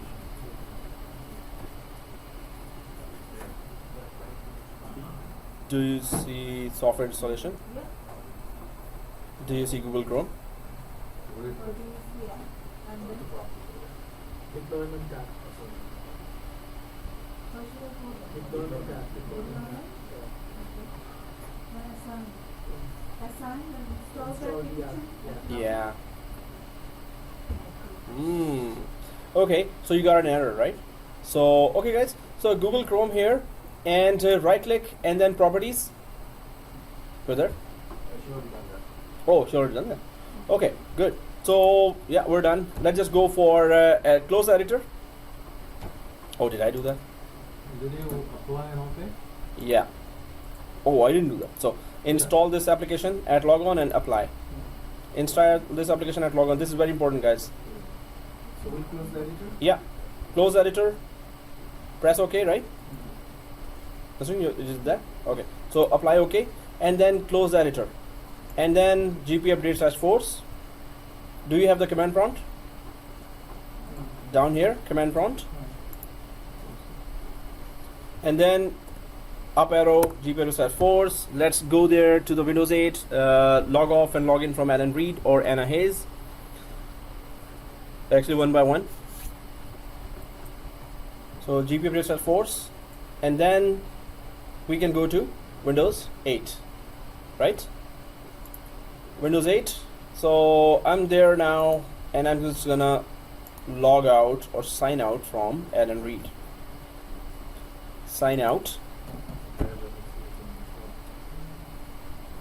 So when we log in, you should be seeing that Google Chrome is being installed right now during the login process after putting the username password. If not, then restart and then try with Alan Reed again. So first time signing out from here. So Windows 8, everyone there in Windows 8? Sign out from Alan Reed? Sign out and sign in. Yeah. So first sign out, then sign in. Once I log in from Alan Reed again, so yeah. Force. Force. Oh, the GPO is at force. Okay.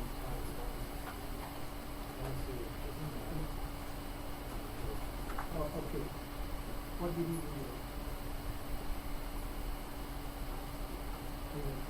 I think probably we need to restart space. start. Okay. Find out. Forward slash and no. Backslash. The one? Backslash force. That's it. Go to the policy. No, forward slash. You're doing wrong. Backslash. Software deployment. Yeah, we're going to forward software deployment and settings. Force. No, on the right now. Oh yeah, settings here. Assigned. Publish application. No, assigned is there and it shows Google Chrome. So Windows 8 and click Alan Reed. Log in from Alan Reed, guys. Trying to log in, it's taking ages again. Oh, just to Alan Reed. Oh, just to Alan Reed. Do you see any message coming? Any other message? No. So either it is installing in the background the software and it's gonna take that much time, or it's gonna mention that as well that software is being installed.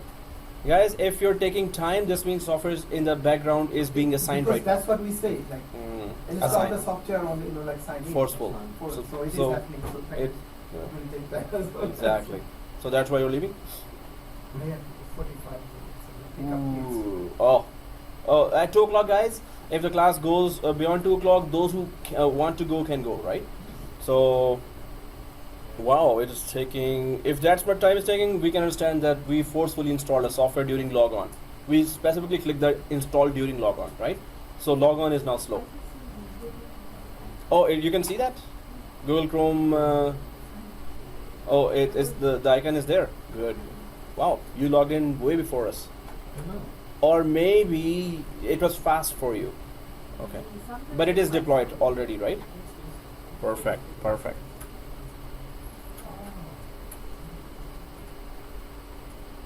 You didn't restart, right? You just signed out. Now even I cannot go server one and like What do you mean? mouses. No, Control Alt. Control Alt.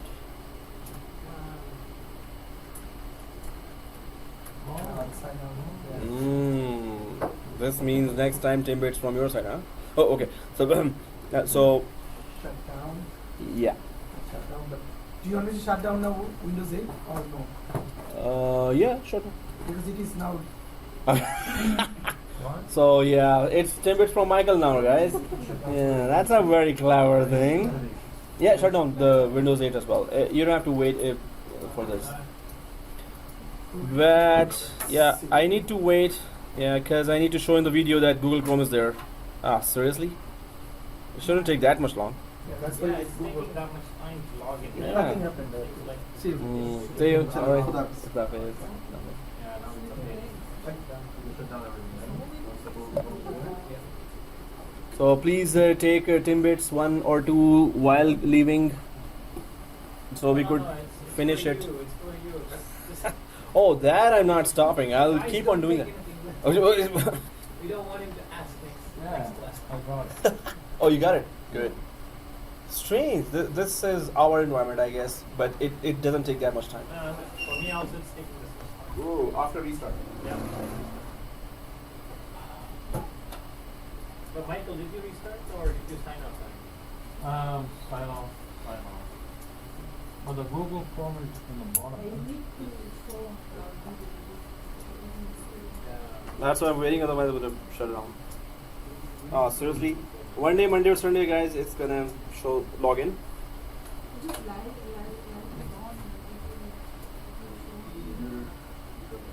Yeah, it will still show.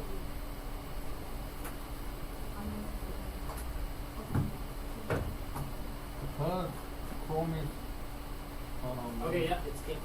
All right. Oh, for me as well. Wow, at the same time. Okay, guys, so there it is. And that's all for today. Tune in for next episode. Oh, actually, next class. So, Google Chrome is there and it's forcefully installed. So, let's just shut down and see you Wednesday then. No, see you Tuesday, tomorrow. no, I'm gonna. Oh, yeah. You're gonna start it? Mine is I'm not not on the on coming from the desktop. It's in the staff class. Oh, it's okay. Doesn't matter. Okay, that's fine. We gotta start it later on.